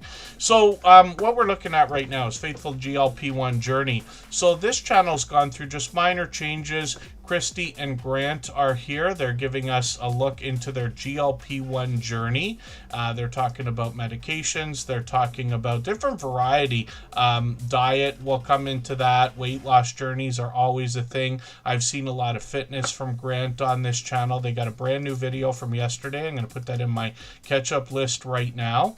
And they share the camera work, it looks like, on this channel quite a bit. So shorts over here have gotten into 1,600 views on a couple of them, but then live streams as well. I've been lucky enough to catch them a few times for these live streams, and they might even take us out to an adventure. So hopefully everybody will connect with Faithful GLP-1 Journey. They're over 2,000 subscribers now. Obviously generous, loyal, and dedicated supporters, but they dropped another super chat today. They've done that a million times before. And I really appreciate it, of course, but it is absolutely unnecessary. We do put super chatters and membership gifters onto the screen right away, but we're back to spinning the wheel now. Oh, and then thank you so much. Yeah, the one man in Japan. I thought I saw your channel the other day. Maybe I'm mistaken if this is your first time here. Yeah, I appreciate that. That's something, there was a lesson that took me a while to learn when I was very young, and it has to do with marketing and advertising. I'm just sharing it now for the sake of the story. I don't know how much I've talked about this, but basically what happened, I tried to take over a mail order record company that was closing down. And, you know, I make it sound better than it is, but it's just I was working part-time for this guy, and I was going to try to pick up where he left off, not buy it or anything like that. But anyway, so I did try. I ordered a bunch of records. I used to sell them to DJs and this and that, and I had no idea what I was doing. I was, who knows, 20 years old, 21, something like this, right? I was just getting started. I used to be a DJ, so I worked at this mail order record company. Anyway, there was little magazines that would come around, or newsletters and things like that, and not like email, you know, that came later, but these things, we'd pick them up in the record store, we'd mail them around to people and this and that. So I bought an advertisement in one of these magazine type newsletter things, and it only goes to DJs, so it's the right audience, right? And I made the mistake of buying a full page ad with nothing on it, because I thought I was smart. I thought I knew what I was doing. And it said all of the records you need are just our phone call away. And I got a 1-800 number, and that was all the advertisement was. And I don't think I got even one call off of that. And later in life, probably 15 years later, 20 years maybe, I did another advertisement for a nightclub I was working at, and I made the same mistake again. I bought an advertisement in a magazine one time. The lesson behind all of this is that's not how marketing works, right? And I think I forget the guy's name. I think it's the CEO of Mercedes at some point. It's probably many years ago now. But he said, you know, if I showed you an advertisement the day before you were about to buy a luxury vehicle, he'd never sell another Mercedes. He has to start showing us ads when we're 4 years old, so that by the time we're 35 or 45 or whatever it's going to be, we know that Mercedes is the car that we want, let's just say, right? You can't just advertise one time and have people come running. And the reason why I'm getting into this whole speech is because One Man in Japan gives me an opportunity to talk about this. Not everybody who hears about your channel is going to come that minute or that month or that week or whatever we want to call it, right? It can take a lot of reinforcement, of recommendation before somebody shows up. And, you know, big advertising companies and businesses will measure this kind of thing. How much money do they have to spend? How much effort does it take to get somebody there? But you know that this is happening all the time, right? So while people are out there talking about Tuber Chat, which I will be eternally grateful for the kind things everybody says, the recommendations are out there, but lots of people say the same thing. They're like, I've heard about this channel many times before. Eventually, I had to go and see what it was. And just as another quick And there you go, Vintage Style by Joe, all in the wording is a big part of it, but repetition can help. I was working at another restaurant for a while, well, lots of bars and restaurants in my life, but one of the places I was working at, I was desperately trying to help them, and I'm still a fan of posters and flyers even today, but this is another 15 years ago or whatever it was, but when I was working at this place, I would go out and I would put flyers all over town. My Canadian friends will know the town named Newmarket. It's about an hour away from Toronto, but it's not a huge city, right? So I would go out and I would flyer places like the shopping mall or the movie theater or the main streets around where the restaurant was, over and over and over. Right, this went on for months. Anytime I found a few minutes, I'd go out and put flyers on cars, right? And one woman comes in one day and orders a sandwich. She says, you know, I've got like 7 of these flyers in my back seat of my car. I had to come in and see what this sandwich is all about. And it's funny because you're like, oh my gosh, it took you 7 times, but we got her. You know what I mean? But that's what sometimes it takes. Sometimes your friend can say, hey, I've got somebody for you to see, and they come right over. But many times it takes a lot of persuasion. They got to hear your name 50 times, and then they finally make it one day. There's nothing wrong with either of it, but this is the kind of work it takes. More on why I say, how unfortunate is it when we go to all this work, our friends try to help us to get people to our channels, and then they don't feel welcome because we miss them when they get there. Right? So I appreciate what everybody does to make everybody feel welcome. And that might be it, the one man in Japan. I believe I was on Kendra's just the other day, Tuesday of last week. She interviewed you, so that might be why I think of it. Yes, good point. Lucy Grace 56, good to see you in the house. Consume the Goodness has been on several different channels. She comes here regularly, has for years, but just Jason Keto's had her on his channel at least 3 times. They've collaborated. And Mr. Fulton Mraz is close to a milestone. Tori in Oregon is still here. Matt's back. Good to see you in the house. So I'm going to try to reel in the story time now. We'll get into speed round. I'll move as quickly as I can. Vintage Style by Joe says she worked in marketing for a long. It's my favorite thing. Marketing and maybe statistics. Maybe, what do they call it? Applied statistics, I think. I did not take that in school or anything, but I think that's where I probably should have got there. Yeah, when Alexa starts telling you things without asking her anything. You know what Claude does to me? Claude's the one I pay for now instead of ChatGPT or Gemini or anything. And I like Claude. I feel like it's best suited for me. But you know what it does to me? I'll say like, hey, Claude, can you tell me what the process would be for building an arcade cabinet with classic games like Pac-Man and this and that or whatever? Something that has nothing to do with anything else. And Claude will stop me and say, Kevin, you're already doing live streams and you've got a full-time job and you've got other family obligations. I don't know where you're going to fit this in. And I'm like, will you stop already? Can you just answer the question? And it's kind of funny when that kind of thing comes up. Different from what Vintage Style by Joe is saying, but I think we're going to look back on some of these virtual assistants and Siri and the way that ChatGPT and Claude and those things are evolving, and we'll look back and we'll say, remember when they were doing this? Remember when they used to do that to us? And I've heard Alexa can have quite an attitude. A friend of mine uses Alexa all the time. He's visually impaired, and he uses Alexa for just about everything. And when he starts to get mad because it doesn't understand, he told me a story where Alexa snapped back and said, like, whoa, sounds like somebody's having a bad day. I said, you're a better man than me, because that speaker would have gone right through the window if I heard that. But we can't help but laugh at this kind of stuff. The Grows Bargain Emporium Steph is up on the screen right now, along with Mr. Steph, who's been making more frequent appearances over the last year or so. They've really stepped up. I think they're always together now.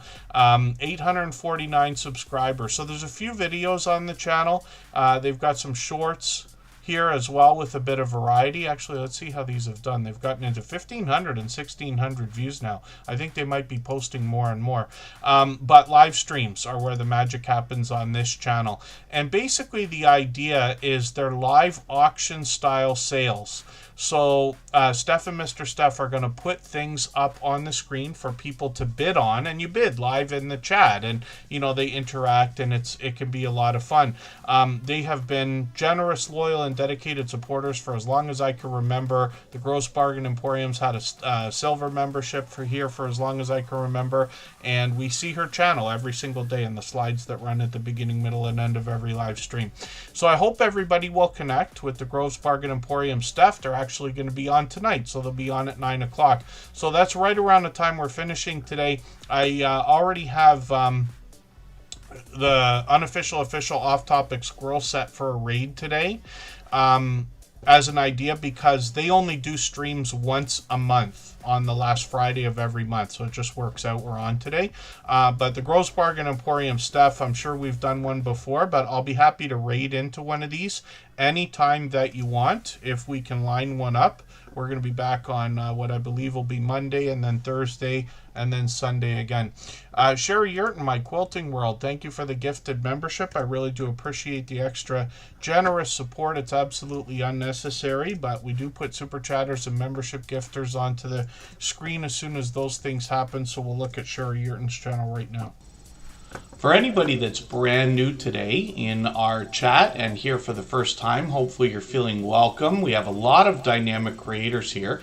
Everybody will be willing to connect, so please don't be shy. You can reach out to anybody you'd like to in the chat, and if you take your time, meet people one by one and follow the instructions that you'll find in our video description. You'll find yourself with some new friends and family members for your channel in no time, if that's what you would like.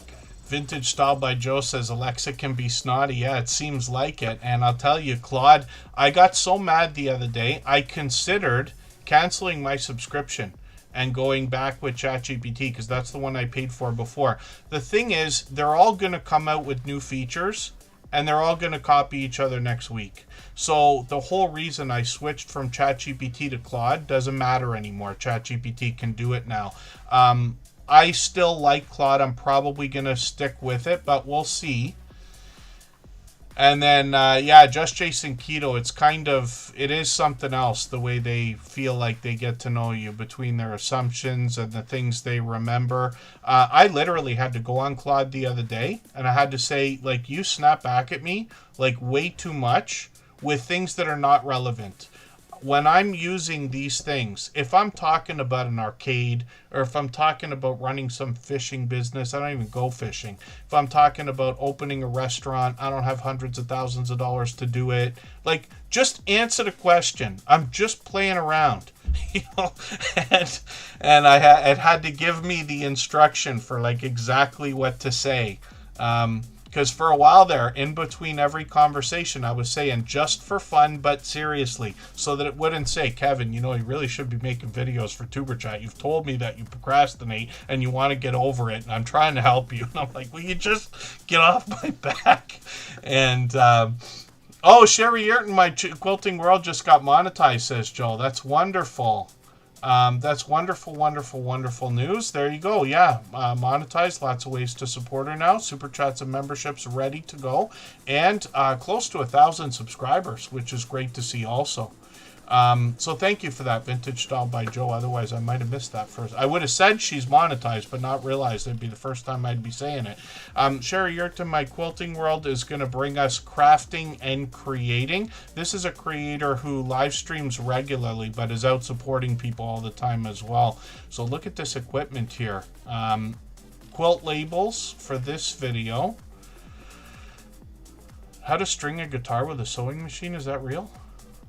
Oh my dear goodness. I gotta see this video. This is an example, right? So I don't play guitar. I have played a guitar when I was very young. Somebody tried to teach me how to play guitar. I wouldn't be able to play even one chord today. But I'm fascinated by things that I don't do. I'm fascinated by things I don't even intend to do, but I like to see other people doing this stuff. So this is really interesting because I think it's real, right? How to string a guitar with a sewing machine. Because I know that stringing a guitar is quite I've had to do it, right? I don't even remember, but I know when I was a kid, somebody gave me a guitar and some strings and stuff, and had to teach me how to do it. But I didn't follow through with that either. I did get into music, but I got into other things. Crafty Witch 232, good to see you in the house. Thank you for coming in. Karen Carhart Unfiltered, thank you so much. We'll be back in a few days. I do appreciate every moment is here. And then Tim Mitchell's got the live stream ready to go on the unofficial official Off Topic Squirrel.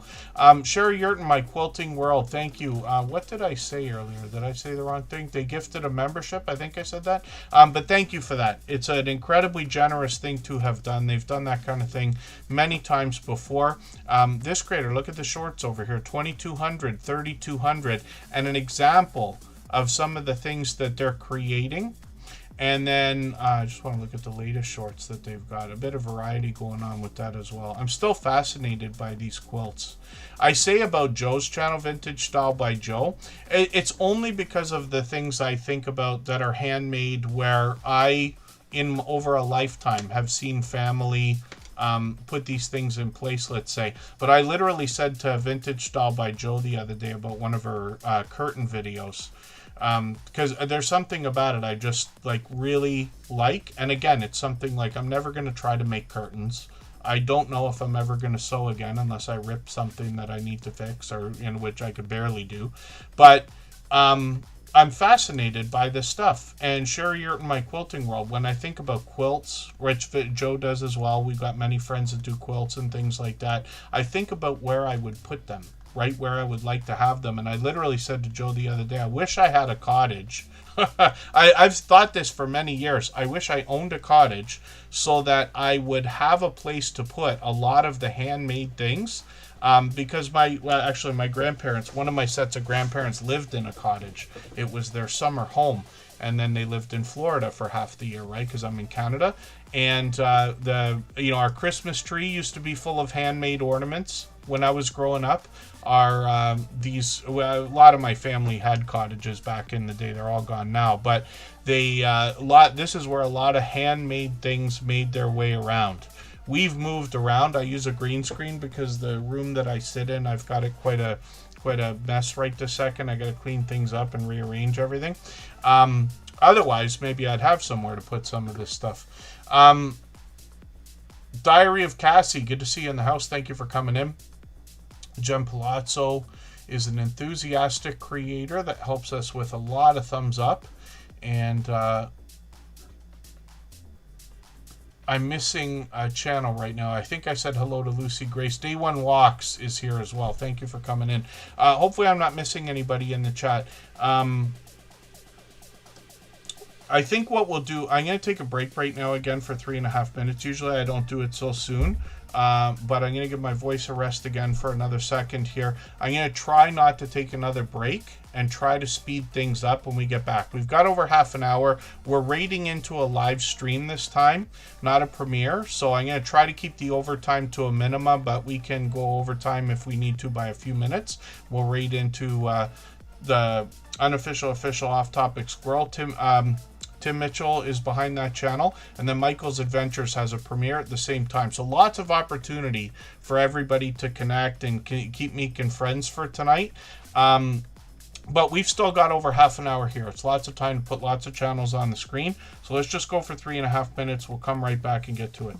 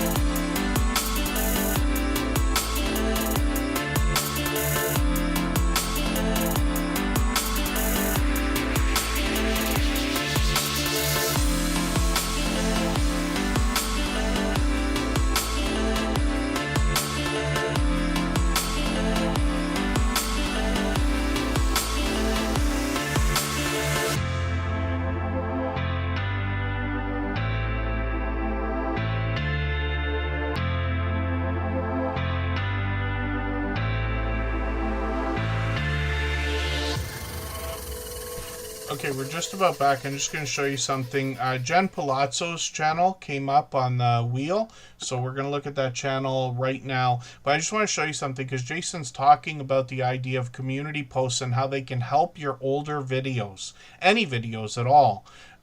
So basically what I do is every month I go back on my personal channel to the top videos that are either performing. You can find that in your analytics, which videos are getting the most views this month and giving them an extra kick, or going through like the top 30 videos on your channel. Let's just say what I do is I drop one community post per day and I go back over these older videos.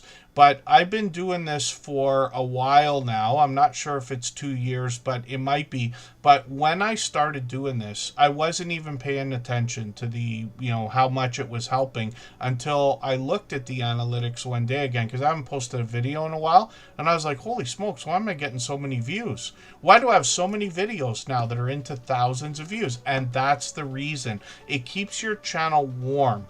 Let's just say. So when you look at the videos, right, there's plenty here now that are, I got another one over 50,000. It's going to hit 60,000. I don't know if this one will ever get to 100 because it's an older tablet from many years ago, but it might. It still gets views. Some of these things are moving. This Dymo label maker that I reviewed is still getting tons of views. It's one of my top videos. The TV, the Roku TV is doing really well because I've got a short that is my most popular short. Look at this. So my most popular short was a Sega video game system with almost 5,000 views. And then the next one is 10 times larger, right? Because this one is more helpful. This one shows people how to put the YouTube app on there. I'm not going to watch it, but I'm just going to show you. This is how you add, right? So this short video is helpful. So that video keeps getting views. The TV review keeps getting views. There might be a couple reasons for that, but everybody knows how popular Roku TV is. But some of that comes from the community posts that are pushing out videos to give them just that extra little push. Most people here, if you've seen my personal channel, you've probably seen a community post from me sometime over the last year because I put them out all the time. Jason's doing that also. We talk about it regularly. When I share videos for creators on the Superchat channel, I said I wasn't going to get into story time, but just for the sake of saying it, and then Vintage Style by Joe says it's working for her, which is great to know. When we look at Superchat and I look at the community post page, you see how I share frequently, usually every 2 hours or so. I try not to forget. Sometimes I think I did it and then I go to work and I forgot and this and that. I try not to do that. But I wouldn't recommend anybody hammer your community post page the way that I do. But Superchat now has almost 7,000 subscribers and they're all YouTube channel owners, right? Almost all. So it has been okay. When I think about, I wouldn't recommend it for anybody else. That's why I don't do it on my personal channel, but for Superchat I do, right? And then what happens is, this is a mix. It's not just members, it's not just moderators, it's not just Superchatters, it's a bit of everybody. But I mix these up. So what I do is I look at the videos. I'm going to see if I can find something here.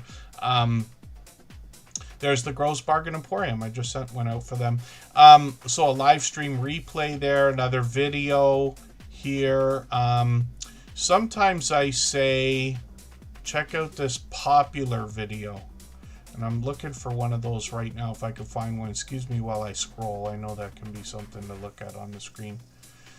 Let me see if I can find one that says popular video, and you'll see what I'm talking about. I do it once in a while. What I do is go through people's channels, and for those creators that have videos over 1,000 views, then I might share a video, and you might have one. I don't know why I can't find one that says popular right now. Here's one. Okay, so look at this one. Check out this popular video from our member, Chris and Larry Homestead, right? And it's got 1,000 views, right? So I'm just going to click on the video for a quick second here. I didn't really need to click on the video, but I'll click on their channel. and then we'll go to the videos page. And I'll click on the popular ones. They had to reset and restart their channel a while ago. But you look at the videos, but they have one at 6,000. They have one at 3,600. So you might wonder to yourself, but why is he sharing a video of 1,000 views? Like, why that one? Why not the one with 300 views? Why not the newest video? There's no real reason, right? But in my mind, the reason why I do this is because I'm grabbing videos that are moving. If any video gets to 1,000 views, I consider it popular, right? That's just my own opinion. But I want to take videos for people and maybe give them the extra kick. Sometimes I do put people's most popular video, and then everybody can see, like, oh my gosh, Jason's got a video of 20,000 views or 30, you know, or whatever it is. But most often I share a video that says, check out this popular video, and it's somewhere around 900 or 1,000, because I think that video has the best chance of getting a push that it needs, where somebody's most popular video is already doing well. It's already still getting views, if that makes any sense. Not that any of this matters. So for anybody who's bored out of their mind, forgive me. The reason why I'm mentioning this, though, is just to give you an idea of the way that I'm thinking about it. Maybe you have even better ideas for how to share your own videos, how to share videos for other people. Oh, and then the one man in Japan. What I have heard lately is the idea of posting videos in different languages can help. Yes, Nomads is a channel that comes in here regularly, and they do that. They post in English and they post in their native language, and it seems to do well for them. But I heard that recently from another influencer. I can't remember who. And then forgive me, Lucy Grace, I'm sorry, you asked that question. I missed it the first time. Talking about zoom on the camera.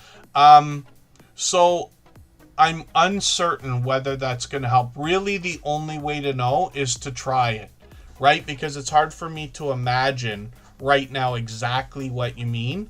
But my guess is if you try, then maybe it will help.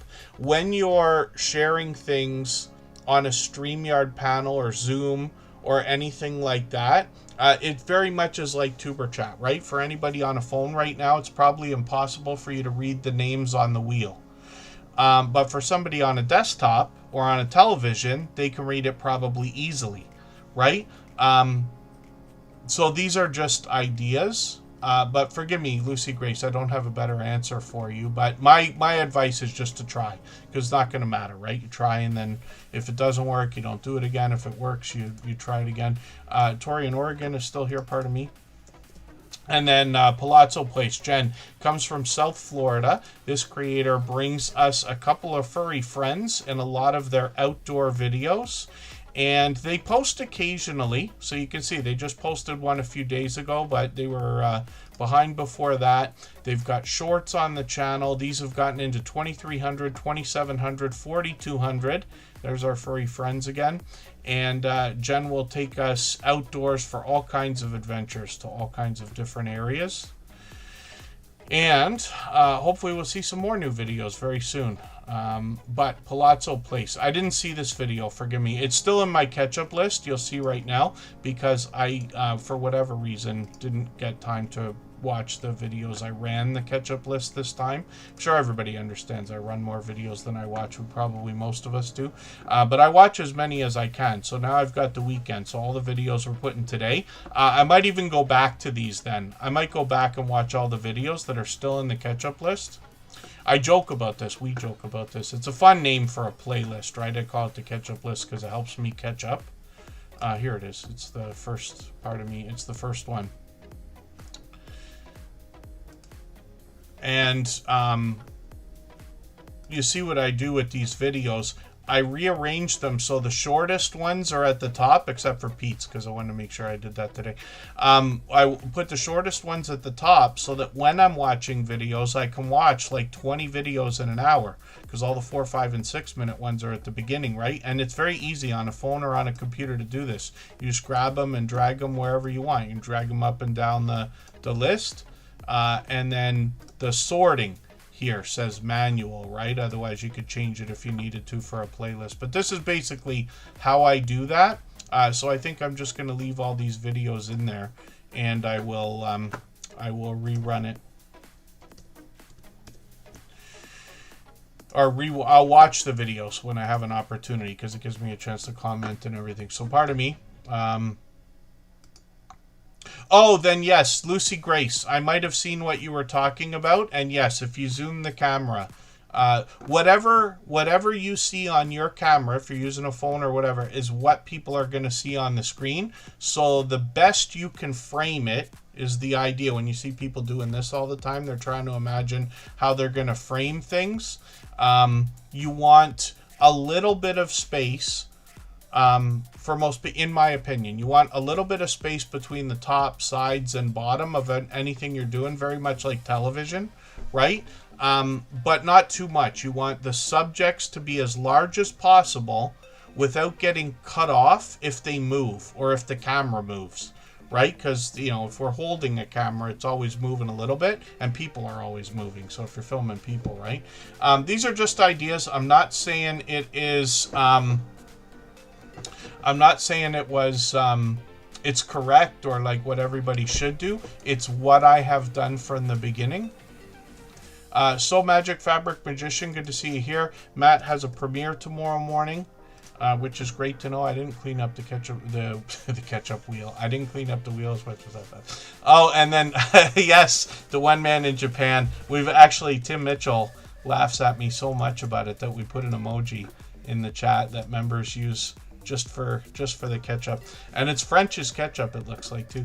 Palazzo Place, hopefully everybody will connect with this. Like I said, as an enthusiastic creator, somebody who's probably responsible for us gaining hundreds of thumbs up by now, dozens for certain, and I'm going to try to speed up. I'm going to try to move as quickly as I can. Tori in Oregon is coming up. I'm not sure if this is the first time we've had their channel on the screen. We'll find out right now. If you have the ability to share this stream, whether it's on a community tab, Facebook, Twitter, Instagram, Reddit, or on any other social network, I'll appreciate it greatly. It helps get a few more people into Tuber Chat right now and could see this stream pushed out a little bit farther both today and in the coming days and maybe even weeks ahead as a replay because of the engagement signals sent into the YouTube algorithm when you share. So Tori in Oregon, when I run playlists for people, typically I comment on the first video because it's easy to do. You're already setting it up. You can just go to the bottom of it, comment on it right away. And then often on the very last video that I run. If I happen to be on the device that's running the playlist at any point in time, I give as many thumbs up as I can. I just reach over, give the thumbs up because I've usually got it running on another screen beside me. But there's no rule. It's best to leave a comment at least on the very first video to let them know that you're actually there and actually doing it. My recommendation is on the last video as well so that they know that you didn't just comment on one video, say you were running a playlist and not actually run it, because unfortunately I've heard that from a few people as well. It's rare, but it happens. The idea is as long as everybody's doing as much as they can for each other, everybody will be just fine. We know not everybody's going to do every single thing, but we don't need everybody to do every single thing every time. We just need most of the stuff most of the time. But that's what I do.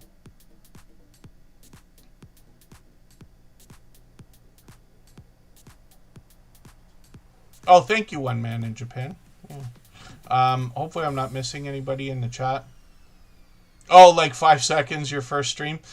Says, because when a brand new channel is up, the speech is very quick, right? Because I say I don't subscribe, I don't watch videos. Now, this is somebody I've still got to get to know, but this is solo female inspiration with camping from the look of, so cozy campfire chats, wild camping, they say. I have to learn what you mean about that. Oregon coast sunsets, lots of outdoor nature. Looks like maybe some wildlife will make its way in there.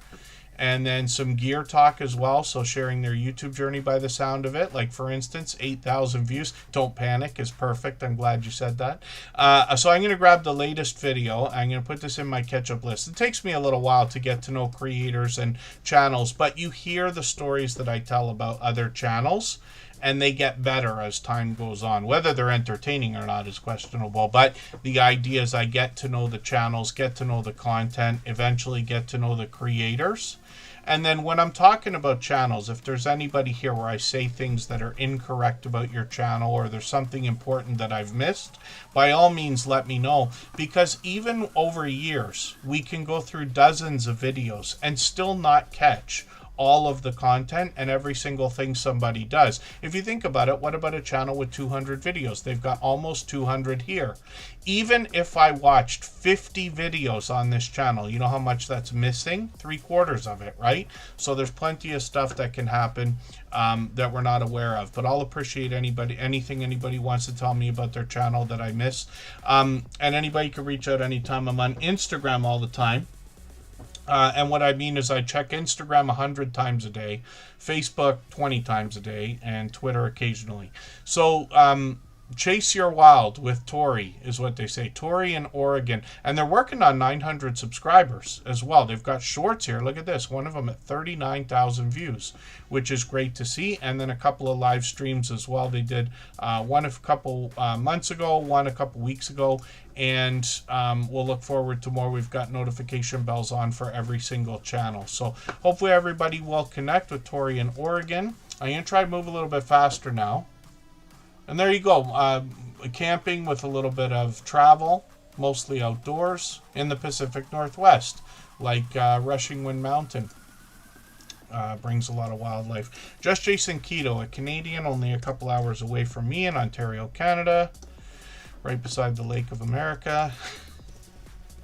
You know that's all a bunch of nonsense, right? They just made, I don't know why they're doing it in midterms. I shouldn't talk about it at all. When the midterms are coming up for the Americans, you shouldn't be making anybody mad. Everybody's already mad enough. You don't need to, I can't see the play there, but we'll see. Just Jason Keto's coming up. For anybody that's brand new today in our chat and here for the first time, hopefully you're feeling welcome. We have a lot of dynamic creators here. Everybody will be willing to connect, so please don't be shy. You can reach out to anybody you'd like to in the chat, and if you take your time, meet people one by one and follow the instructions that you'll find in our video description. You'll find yourself with some new friends and family members for your channel in no time, if that's what you would like. Usually I don't, but I can't help myself, just shaking my head. What are we being distracted from today? Because yes, you get everybody talking about one thing because you don't want them talking about something else. I want to know what that is. Just Jason Keto up on the screen right now. We talked about this a little bit earlier because he brings us a proper human diet. The channel's essentially focused on a keto-based diet or lifestyle.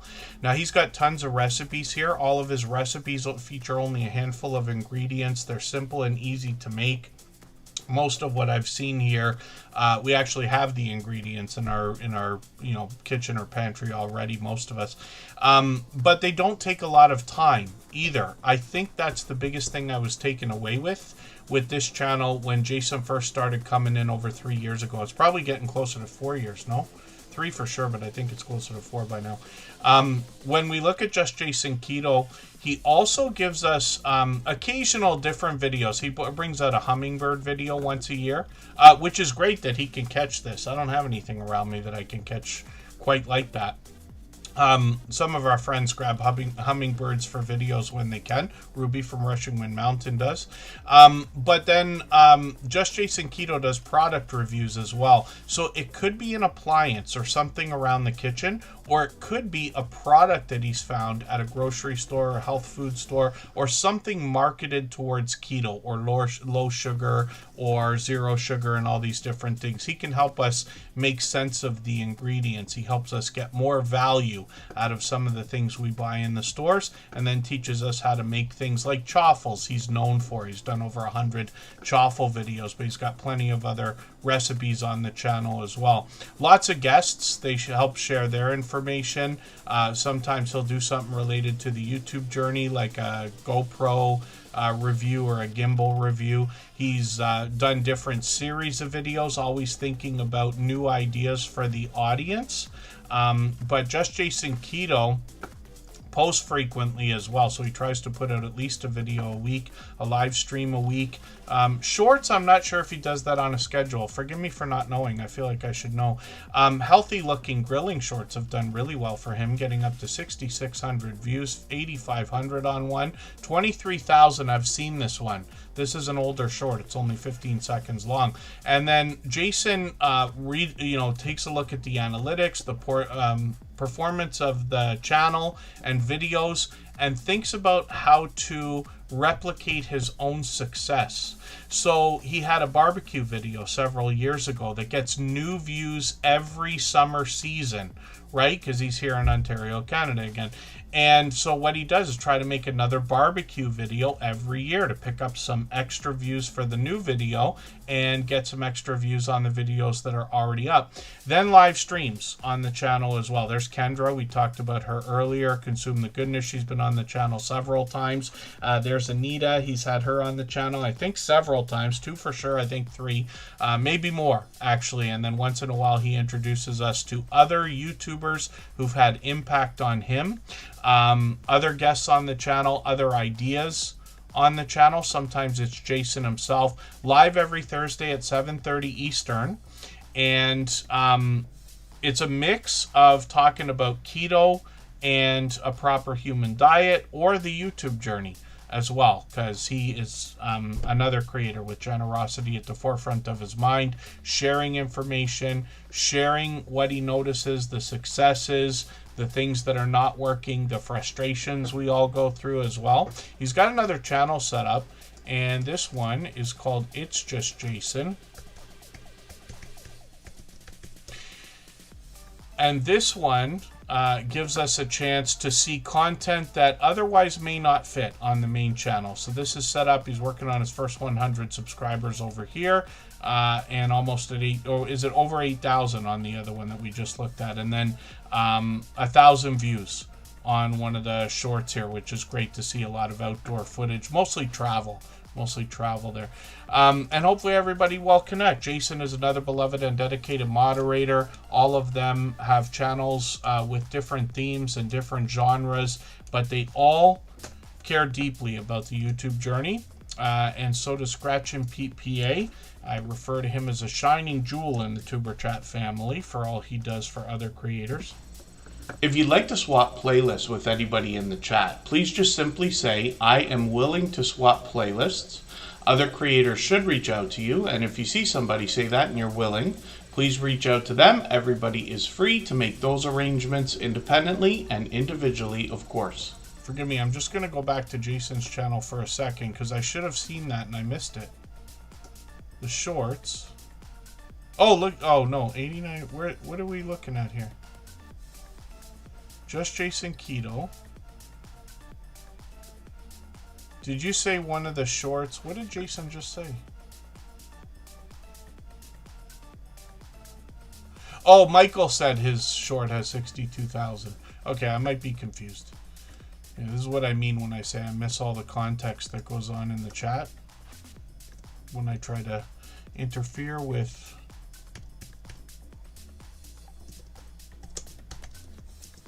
conversations. Scratch and Pete PA, this is a beloved and dedicated moderator as well, another fellow Canadian by chance. And he is working on 2,800 subscribers now, monetized, lots of ways to support him, including super chats and memberships when we get there. I'm lucky enough to have known Pete before he started making content as PA, and he put some consideration into what he was going to do. So what he came up with is an interesting, unique twist on lottery ticket scratching, which is a huge category and genre I otherwise may not have known.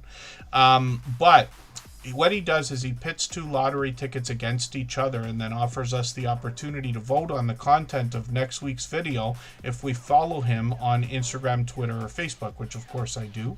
And then when we look at his channel, we see that he's got presentation at the forefront of his mind.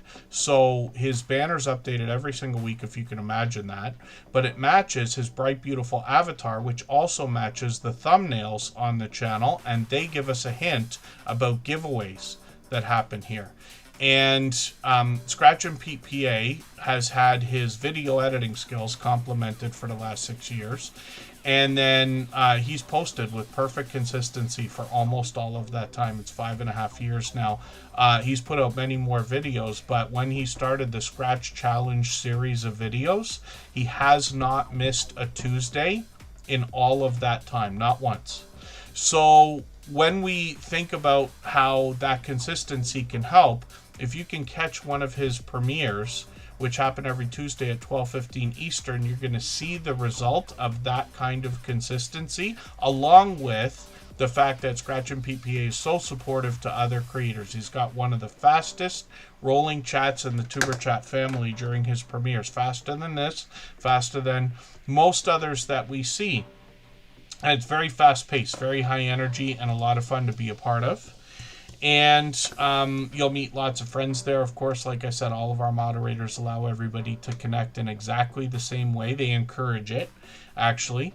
And then Scratch and Pete PA expanded the content on his channel a few years ago. He took a trip to Italy and brought us some vlogging style shorts videos that gave us a look around different areas of that he visited, along with some Italian lottery tickets that we otherwise might not have seen.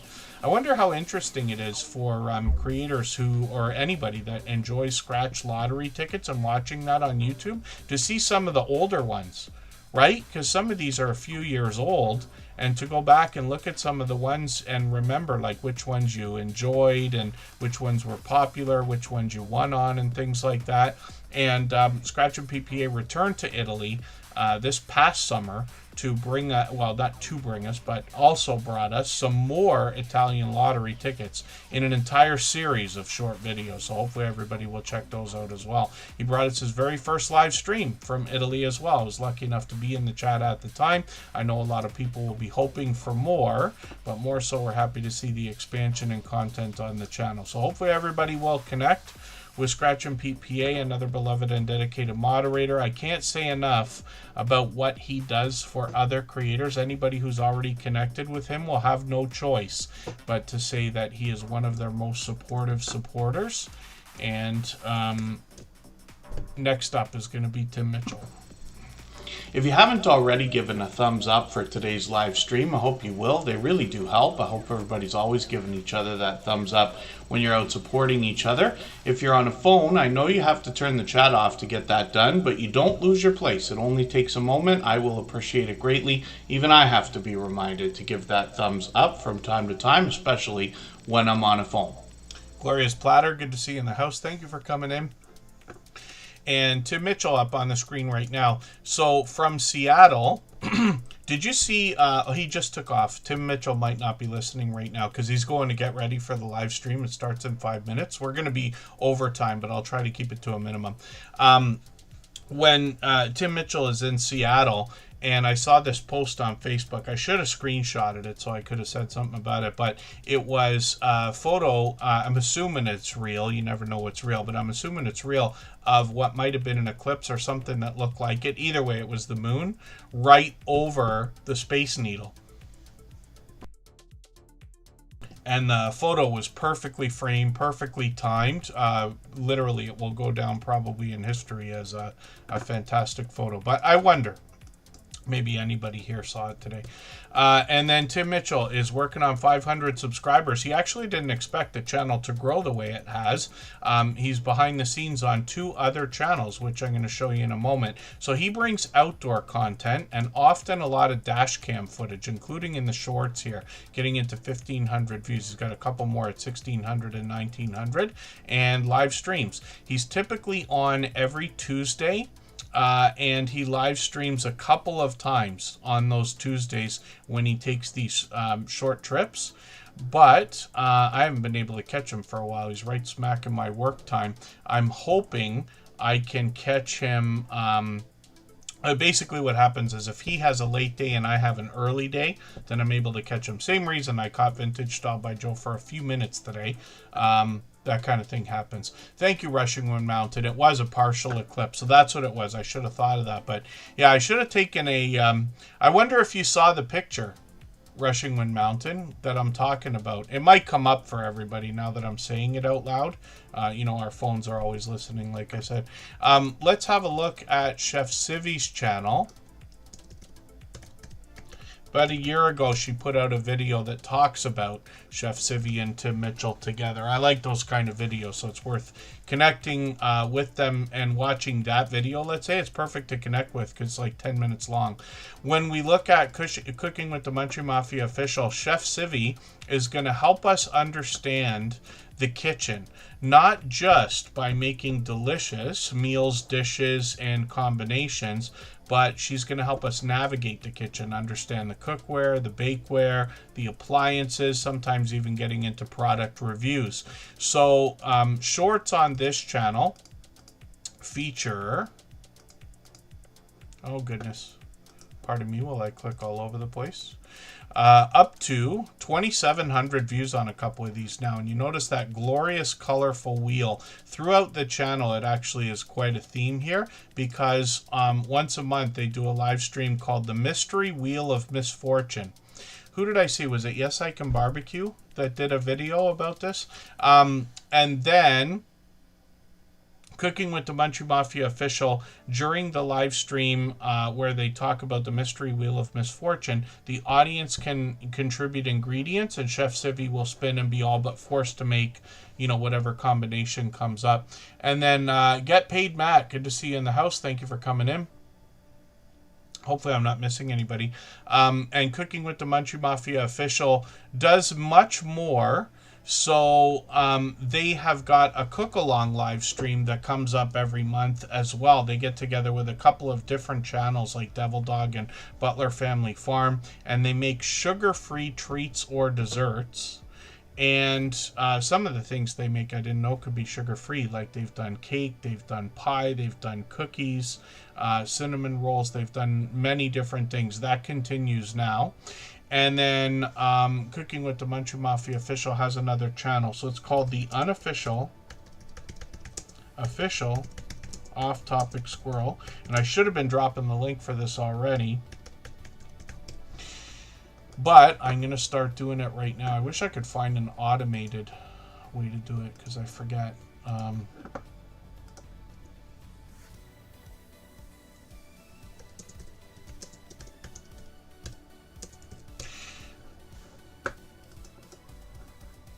So there's the link, and I will pin it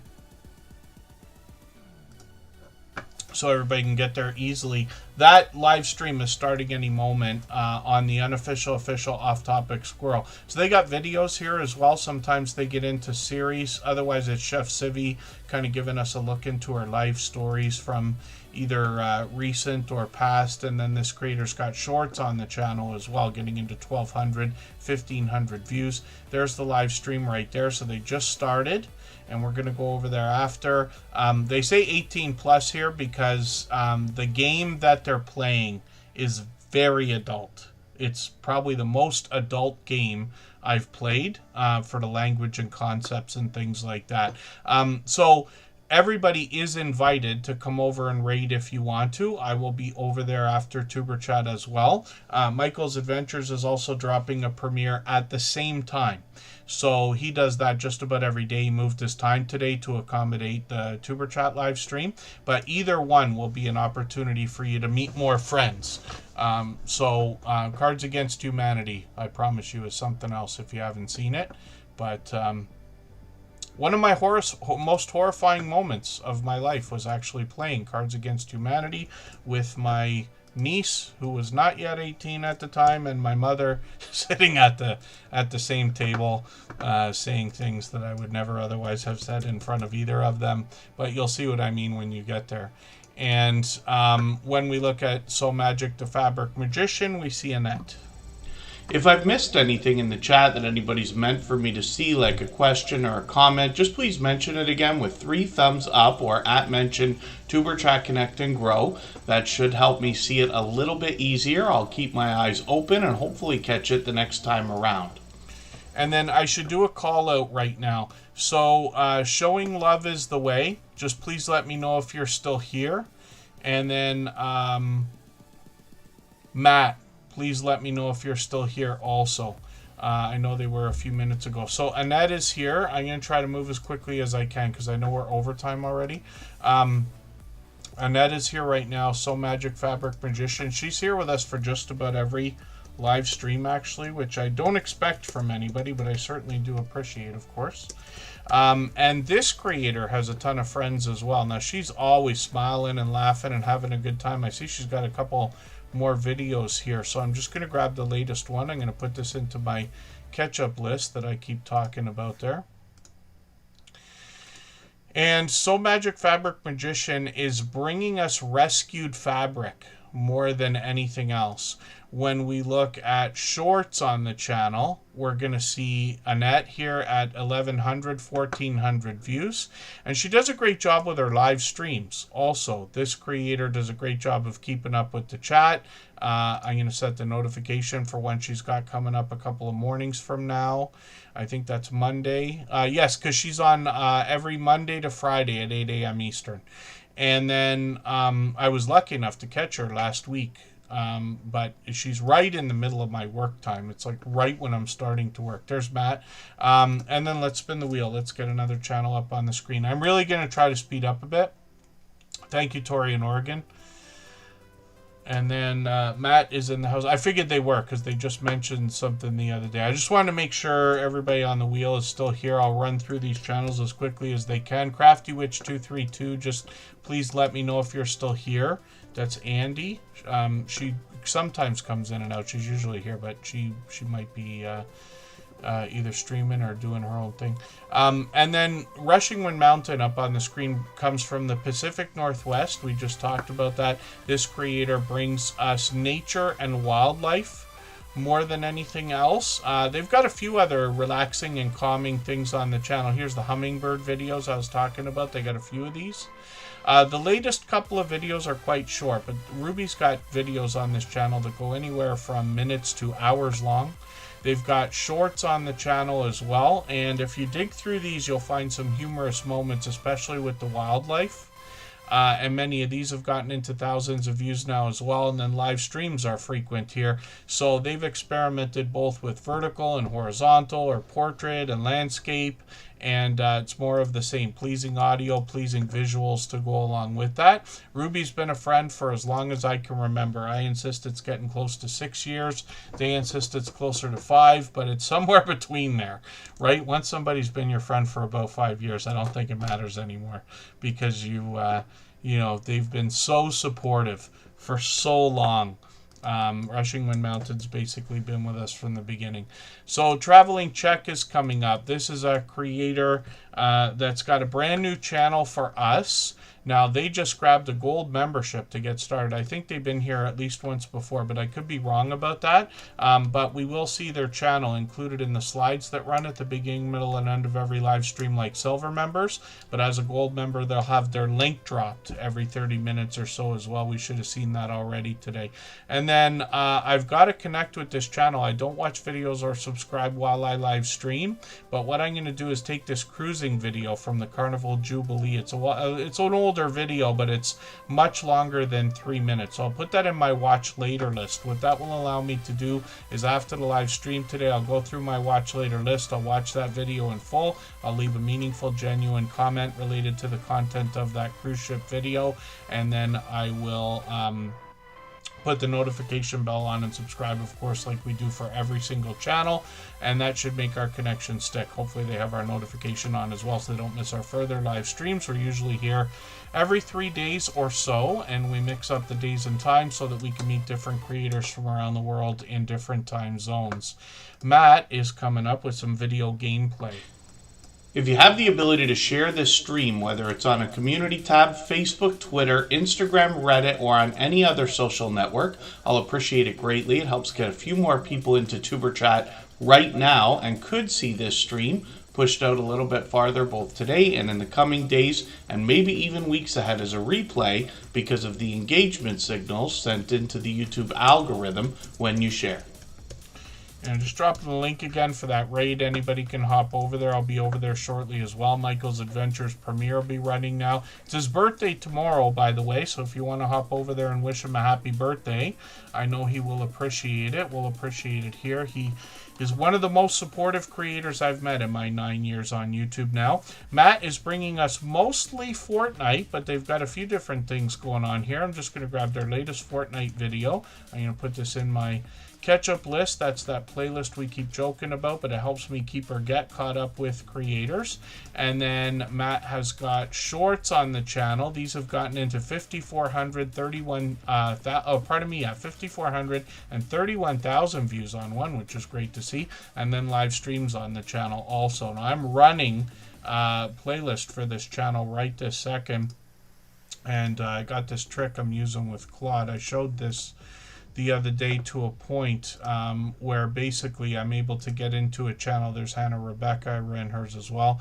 But basically this adds all of the longest live streams and videos into a playlist so that I can run the maximum amount, let's say, before YouTube starts asking me if I'm still there and this and that. Even with Chrome extensions, it drives me bananas. But you see, so I've paused this one, and right after Tuber Chat today, I'll continue that. But that's Matt, we came to know, and mostly Fortnite content, video gameplay either way.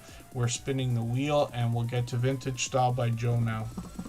For anybody that's brand new today in our chat and here for the first time, hopefully you're feeling welcome. We have a lot of dynamic creators here.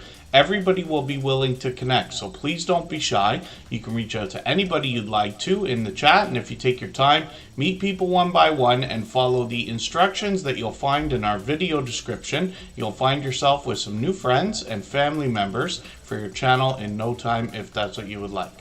So we'll make Vintage Style by Joe the last channel for today. Forgive me, everybody, for the channels we didn't get to today. I got to talking again like usual. We'll be back in 3 days, though. And we'll get to as many channels as we can in the next stream.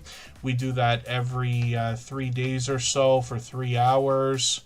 Oh, and then the one man in Japan. Over the course of the stream, I add names to the wheel based on who's been most actively engaged in conversation. I have a chatbot in the background with statistics that helps me keep track of that.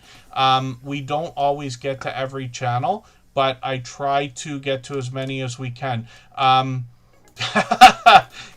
there's no real ritual except for conversating today. But I'll tell you what, if you can make it in to another stream anytime, let's say soon, next week, whatever, I will make sure to get your channel on the wheel early. I do that at least a couple of times every stream, just so that it's not always just members and moderators and super chatters and things like that. You don't have to super chat. Being on the screen is the least important part here. I know it looks like that's what we're doing, but the truth is the conversation in the chat, even for yourself, what you've been doing today is exactly what everybody hopefully should be doing, which is conversating with people. This is how the friendships get started. And after Tuber Chat, in between time, your friends are the ones who are going to be supporting you, watching videos, playlists, getting those watch hours going. And that's really the magic behind all that. I'm just here to talk for 3 hours. The best idea we have is to put channels on the screen. So again, thank you everybody for the time that you spent. Please connect with all of our moderators. They're incredibly supportive, and you'll get a lot of support from them. They care deeply about the YouTube journey. And I can't tell you how much they do for Tuber Chat. I wouldn't be able to do these streams the way they are if it wasn't for their help. So Vintage Style by Joe is another dear friend, somebody who's here with us frequently. She live streams every Friday. I was lucky enough to catch her, but only for a couple minutes today. And it's funny, her thumbnail came up for me recommended as well. I just noticed that because of the shape of the candy corn pillows. This creator brings all kinds of handmade and homemade things together, usually with scraps of materials, not always. Lots of Happy Mail. She gets things sent. I think her latest video was a haul, wasn't it? Or one of them? Oh, here it is. Fabric haul. This is what I was thinking about. I'm just going to grab her latest video, though. She's done more pillows. She's done pillows, curtains, bags, Christmas ornaments, mug rugs, quilts, of course, all kinds of stuff. She lets us know, like something like a pillow could take like 150 pieces. Something like a quilt can take 500 pieces. Can you imagine putting all that together? She shows us how to do it. She shows us how she thinks about it, and she shows us how to get more value out of the fabrics and materials that we're using. Like I said, not always scraps, but often. We joke about it sometimes. She jokes about it on the channel. She tries to get the jump on some holiday season stuff as well. Like she'll be making Christmas videos now and Halloween videos now. You know, and she's been at this for a couple of years doing that. These live streams every Friday morning, like I was saying, I'm in the Eastern time zone, so I think it's 9:45 Eastern. And forgive me if I keep getting that wrong. She's passed 3,000 subscribers, which is a mark I talk about all the time. I have for years. I think 3,000 is a great marker. If somebody can get to 3,000, I believe that they can get to 10,000. I believe that they can get to 100,000 if they want to. The only reason millions become questionable is because it could take years, and we don't know what our lives or YouTube are going to look like years from now. But if somebody can get to 3,000 basically organically, then I think that, you know, speaks a lot to their channel's, you know, trajectory, if we want to call it that, their momentum and everything else. Vintage Doll by Joe's incredibly supportive, though, too. Not just here in Tuber Chat. I run into her supporting other creators in premieres and live streams all the time. She's got shorts over here at 4,800 views. And she's monetized, of course. So hopefully everybody will connect with Vintage Doll by Joe. I'm going to make a quick exit again today. We're going to go over to Michael's Adventures premiere. He's celebrating a birthday tomorrow. Please wish him a happy birthday. And the official raid for today is going into the unofficial, official off-topic squirrel. And then please say Tuber Chat raid when you get over there. Not everybody over there already knows Tuber Chat, so I'll appreciate that. And then we'll see everybody in a few days, and I'll see you in the YouTube.